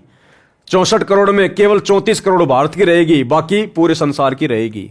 तभी भक्ति होगी और अद्भुत चमत्कार होंगे। ये जगन्नाथ के मंदिर का जो जिक्र है ना, ये जाएंगे परमात्मा भैया। हो सकता है आने वाले समय में परमात्मा वहीं पे रहेंगे, ये धनाना फनाना में कोई नहीं जाएगा। दास जो बात बोलेगा गुरुदेव की प्रेरणा से बोलेगा। वहां बाथरूम करने भी नहीं जाने वाले गुरुजी, बाथरूम करने भी। जिस आश्रम को लेके तुम इतने चौड़े हो रहे हो, वो तो गुरुजी अपने परिवार को दे देंगे कि भैया तुम खाओ कमाओ, तुम्हारे को केवल यही चाहिए था, अब खाओ कमाओ तुम। ये मालिक जाएगा जगन्नाथ में। क्यों रखा उस मंदिर को अभी तक? क्यों उस मंदिर की इतनी महिमा है? इंद्र दमन एक मंदिर बनवा दे, क्यों परमात्मा ने शब्द गाए? तो होगा। और पता नहीं क्या क्या चमत्कार हो सकता है। परमात्मा धर्मदास को भी निकाल दे जमीन से भाई। क्या पता परमात्मा धर्मदास जी को, जिसको जीवित समाधि दी थी दुनिया को विश्वास दिलाने के लिए, हजारों साल भक्ति मार्ग आगे बढ़ाने के लिए, क्या पता परमात्मा धर्मदास को निकाल दे जिंदा, ऐसा का ऐसा। ये आजा बेटा बाहर। अरे जब छोटे मोटे ईसा मसीह, काल का अवतार, एक आत्मा जो विष्णु लोक से आया था, और उसके मरने के बाद उसकी महिमा बनाने के लिए जब इसी कबीर भगवान सतगुरु रामपाल जी ने ईसा मसीह के बाद ईसा मसीह का रूप बनाया और 40 दिन तक रहे। अन्यथा आज कोई ईसा मसीह के नाम पे कोई आपको कोई ईसाई कोई दिखाई नहीं देता आपको। आत्माएं सब काल के जाल में फंस जाती। लेकिन परमात्मा ने यह नहीं देखना कि ये लोग ईसा मसीह के पीछे लग रहे हैं या किसके पीछे लग रहे हैं। परमात्मा ने आत्माओं में धार्मिकता शेष रखनी थी। अगर उस समय ये कबीर भगवान सतगुरु रामपाल जी ईसा मसीह का रूप बना के, जिस दुर्गति से उसकी मौत हुई थी, अगर उसके बाद ईसा मसीह का रूप बना के ये परमात्मा 40 दिन तक लीला नहीं करता, आज ईसाई धर्म में आपको कोई व्यक्ति धार्मिक नजर नहीं आता। सब लोग ये सोचकर भक्ति छोड़ देते कि जब हमारे रबी की, जब हमारे ईसा मसीह की ऐसी दुर्गति से मौत हुई, जो अपने आप को परमेश्वर का पुत्र कहा करता था, जब परमेश्वर के बेटे की ऐसी दुर्गति से मौत हुई है, तो हम क्या करें इनकी भक्ति करके? हमारा क्या हाल होगा? कोई भक्ति भी नहीं करता, ईसाई धर्म में कोई दिखाई भी नहीं देता आज। लेकिन इस कबीर भगवान सतगुरु रामपाल जी ने इस वर्तमान कलयुग की पिछली पीढ़ी तक, इस समय तक आत्माओं में धार्मिकता को बनाए रखने के लिए वो चमत्कार किया, वो लीला की। ईसा मसीह के रूप में खुद आ गए और 40 दिन तक रहे। और उसी दौरान उन्होंने जो मरियम का भाई था, जो मर गया था, मरने के बाद कई दिनों बाद परमात्मा ने सड़ी हुई लाश को आदेश दिया कि भैया बाहर आ जा। और वो लाश बाहर आ गई चल के, वो मरियम का भाई। ये तो गवाह है, ये तो इतिहास है। जब ये परमात्मा दूसरों की महिमा बनाने के लिए ऐसे चमत्कार कर सकता है, 12-13 दिन से मरे हुए उस व्यक्ति को, जिसकी लाश भी सड़ चुकी थी, वो पत्थर हटाने वाले हैं, अपना नाक जो है बेचारे मुंह लगाए, उन्होंने हाथ लगा लिया था अपने नाक के, इतनी भयंकर वो लाश, वो बदबू मार रही थी। और परमात्मा ने आदेश दिया कि आजा भैया बाहर आ जा। वो तुरंत बाहर आ गई, वो लाश तुरंत जीवित हो गया। तो क्या परमात्मा धर्मदास को नहीं कर देगा क्या? इसने तो हजारों साल अपना मार्ग चलाना है, पता नहीं क्या क्या चमत्कार करेगा भगवान। ऐसे कौन नमस्कार करेगा इनको? ये दुनिया चमत्कार को नमस्कार करती है, ज्ञान को नहीं करती। ज्ञान से तो गुरुजी को रिजेक्ट कर दिया इन्होंने, मान ही नहीं रहे। भगवान भी थक के 2014 में जेल में जाके बैठ गया कि बाढ़ में जाओ अब तुम। ज्ञान से कोई समझ ही नहीं रहा। अब ये परमात्मा बंदर दिखाएगा 2028 तक, और 2028 के बाद फिर ये परमात्मा चमत्कार भी दिखाएगा। ये परमात्मा सहशरीर सतलोक भी जाएगा। ये परमात्मा अपने भगत के साथ में भगत प्रहलाद के लोक में भी जाएगा। क्योंकि जब बाला और मर्दाना जो नानक जी के साथ भगत प्रहलाद के लोक में गए थे, और जब उन्होंने पूछा था तो प्रहलाद जी ने क्या कहा कि भैया या तो यहां पर पहले वो कबीर आया है, या फिर आज ये नानक जी आए, और उसके बाद एक और आएगा मेरे लोक में, जो नानक जी के जाने के कई साल बाद आएगा, जाट वर्ण में होगा। वो सतगुरु रामपाल जी के लिए कहा गया है। तो ये सतगुरु रामपाल जी उस प्रहलाद की भविष्यवाणी को सत्य साबित करेंगे, और अपने किसी भगत को लेकर परमात्मा प्रहलाद के लोक में भी जाएंगे। ये परमात्मा है, परमेश्वर है। तो ना जाने क्या क्या चमत्कार करेगा ये भगवान आने वाले समय में। ऐसे थोड़ी कोई उनको परमात्मा मान लेगी इनको। तो ये तो खैर आगे की बातें, मालिक की मौज, मालिक की मर्जी। लेकिन हम तो एक आइडिया लगा रहे हैं, परमात्मा कुछ न कुछ तो वो करेगा जो आज से पहले नहीं हुआ। अद्भुत करेगा परमात्मा, अद्भुत। पहले तो केवल खुद ही सहशरीर जाया करते थे सतलोक। अब की बार परमात्मा भक्तों को भी सहशरीर लेके जाएगा, दुनिया देखेगी, तब जाकर हजारों साल लोग इनकी भक्ति करेंगे। तो परमात्मा जगन्नाथ के मंदिर में गए सीधे, वहीं पे परमात्मा ने सत्संग करने शुरू कर दिए। और काफी कुछ बातें हैं जो बहन जी ने लिख के भी भेजा है, शायद मैं देख नहीं पाया।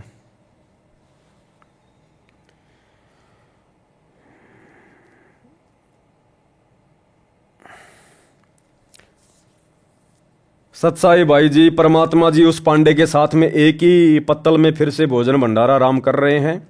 उसमें चावल राम और सब्जी राम है। परमात्मा की अपने हाथों से कभी उस पांडे को खिलाते हैं, कभी पांडा परमात्मा जी को खिला रहा है। दोनों आपस में रो रहे हैं। एक पत्तल में दोनों जी में पांडा गुलाम रामपाल, ये शब्द है ना। ये अर्धरात्रि बीत गई थी, सौपन में दिखे घनश्याम, जगन्नाथ एक मंदिर बनवा दे, इंद्र दमन एक मंदिर बनवा दे, जगन्नाथ हो जिसका नाम। उसके लास्ट में क्या चौपाई आती है, एक पतल में दोनों जी में पांडा गुलाम रामपाल। वहां के पांडे कह रहे थे कि परमात्मा अब आए हैं। वहां के जो पांडे थे ना, वो कह रहे थे कि परमात्मा तो अब आए हैं, असली जगन्नाथ तो इस मंदिर में अब आया है। हम तो पत्थरों को पूज रहे थे, असली जगन्नाथ तो अब आया है। वो पांडे कह रहे थे कि असली जगन्नाथ तो अब आया है सतगुरु रामपाल जी के रूप में। हम तो खाली इन पत्थरों को पूज रहे थे जगन्नाथ मान के। क्योंकि उस शब्द में बहुत कुछ है भाई और बहनों। वहां गीता जी का पाठ चले, तो गीता जी का पाठ कहां चला उसमें, अब चलेगा। सतगुरु रामपाल जी भगवान चलाएंगे गीता जी का पाठ वहां जाके। वो सहज स्वभाव से रह रहा हो, तो सहज स्वभाव से तो अब रहेंगे वहां। तो ये आगे की लीला है परमात्मा की। मालिक कैसे करेंगे कैसे नहीं करेंगे ये उनके ऊपर है। हम तो खाली छोटा मोटा आइडिया लगा सकते हैं, इससे ज्यादा कुछ नहीं है। तो भाई और बहनों, कहने का मतलब है परमात्मा की दया, मालिक की मौज, मालिक की मेहर। ये छोटा सा संदेशा था जो आप सभी भगत भाई को देना था। अब जिसकी जो इच्छा करे, जिसकी जो मर्जी है, जिसको जैसा समझ में आए वो ऐसा फॉलो करो, लागू करो, परमात्मा को प्रसन्न करो। और 26 मार्च 2025 रात्रि 8 बजे मुसलमान नहीं समझे ज्ञान कुरान, इस पुस्तक के ऊपर वीडियो बनने शुरू हो जाएंगे। और ये वीडियो आप और हमारे विश्वास को बढ़ाएंगे, जगत वालों को नया संदेशा देंगे। आपने निसंकोच होके, निसंदेह होके सबको भेजना है। देखो आने वाले समय में हिंदू मुसलमान भी होगा और तगड़ा होगा। आप देख लो नागपुर में क्या हो रहा है, किस प्रकार से आपस में औरंगजेब और फलाना दिखना हो रहा है। दिल्ली के जंतर मंतर पे देख लो, 4-5 लाख मुसलमान भाई इकट्ठे हो रहे हैं, क्योंकि उनकी जमीनें वगैरह छीनी जा रही हैं। वक्त के ऊपर कोई बिल वगैरह लाया जा रहा है क्या, मैं तो कुछ जानता नहीं ज्यादा। मुसलमान उससे नाराज हैं, मरने मारने की बातें कर रहे हैं कि तैयार रहना। तो भैया ये सतगुरु रामपाल जी भगवान की भविष्यवाणियां फैल नहीं होंगी नास्त्रदमस वाली, कि भारत देश के आधे से ज्यादा राज्यों में राष्ट्रपति शासन लागू हो जाएगा। तो ये 2028 से पहले पहले होना है सारा सब कुछ। ये जो ज्ञान गंगा पुस्तक में लिखा हुआ है ना परमात्मा ने नास्त्रदमस की भविष्यवाणी में, कि उस युग परिवर्तन 2028 से पहले भारत के अधिकतर राज्यों में, अधिकतर यानी 15-16 से ज्यादा राज्यों में राष्ट्रपति शासन लागू हो जाएगा, आर्मी शासन आपातकालीन। तो ये धीरे धीरे परिस्थितियां बन रही हैं। तो हम भगत भाई बहनों ने मर्यादा में रह के दृढ़ रहना है। ये सतगुरु की भक्ति बचाएगी हमें, ध्यान रखना। माहौल बहुत गंदा होगा, बहुत बिगड़ेगा, घर से बाहर निकलना मुश्किल हो जाएगा, लोग अपने घरों में टट्टी पेशाब करेंगे। ऐसा समय आएगा, दाने दाने के लिए मोहताज हो जाएंगे। तब दुनिया को पता चलेगा हम किसको पूज रहे थे, भगवान कौन है, कल की कौन है। जो मजाक उड़ा रहे हैं ना यार सतगुरु रामपाल जी का, ये उस समय पता चलेगा। ये परमात्मा है, रामकृष्ण की तरह नहीं है जो लाखों साल बाद लोग मानेंगे वो भगवान है। ये इसी समय मनवा के जाएगा, इसी समय मनवा के जाएगा कि वे भगवान है, परमात्मा है, नहीं तो दुर्गति। तो सभी भाई बहन वीडियो को ज़्यादा से ज़्यादा शेयर किया करें। ये लाइव वीडियो तो 1 महीने बाद में सब डिलीट होंगे। लाइव वीडियो के अलावा हम जो वीडियो डालते हैं, शॉर्ट वीडियो या वैसे पूरा वीडियो, आप उन वीडियो को ज़्यादा से ज़्यादा शेयर किया करो। भले आप उनको देखो ना देखो, क्योंकि आप तो लाइव में देख चुके होते हो। तो एक बार उनको लिंक को आप जी मतलब ओपन करके, ताकि आपका व्यू उसमें काउंट हो जाए, और उसके बाद उसको शेयर ज़्यादा से ज़्यादा कर दिया करो। तो आज के वीडियो में केवल इतना ही, क्योंकि दास थोड़ा जल्दबाजी में था और अभी मेरी संध्या आरती भी नहीं हो पाई है। अभी दास संध्या आरती भी करेगा। तो आज के वीडियो में केवल इतना ही। कल दोपहर 2 बजे फिर से हम लाइव आएंगे। दोपहर को 2 बजे विशेष संदेश नंबर 13 का पार्ट नंबर 2 चलेगा। सभी भाई बहन लाइव जुड़िएगा। थोड़ी सी मेरी तबीयत खराब थी, जुकाम ज़्यादा हो गई थी, परमात्मा ने ठीक कर दिया, कोई दिक्कत नहीं। हल्की फुल्की दास ने टेबलेट वगैरह लेता तो नहीं, लेकिन क्योंकि सेवा छूट रही थी। अब बिना टेबलेट के 5 दिन में जुकाम ठीक हो, वो तो ठीक तो होनी थी मालिक की दया से, लेकिन टेबलेट नहीं लूंगा तो 5 दिन और लगेंगे। अब 5 दिन तक फिर हमारी सेवा तो हाथ से निकल जाएगी ना। इसलिए दास ने 2-4 टेबलेट ली। अब मालिक की दया से, दया है, ठीक ठाक हो गया। तो कल दोपहर को सभी भाई बहन फिर से लाइव जुड़िए 2 बजे, और इसी प्रकार परमात्मा की महिमा चलती रहेगी। तो आज के वीडियो में केवल इतना ही। बंदी छोड़ सतगुरु रामपाल जी भगवान की जय हो।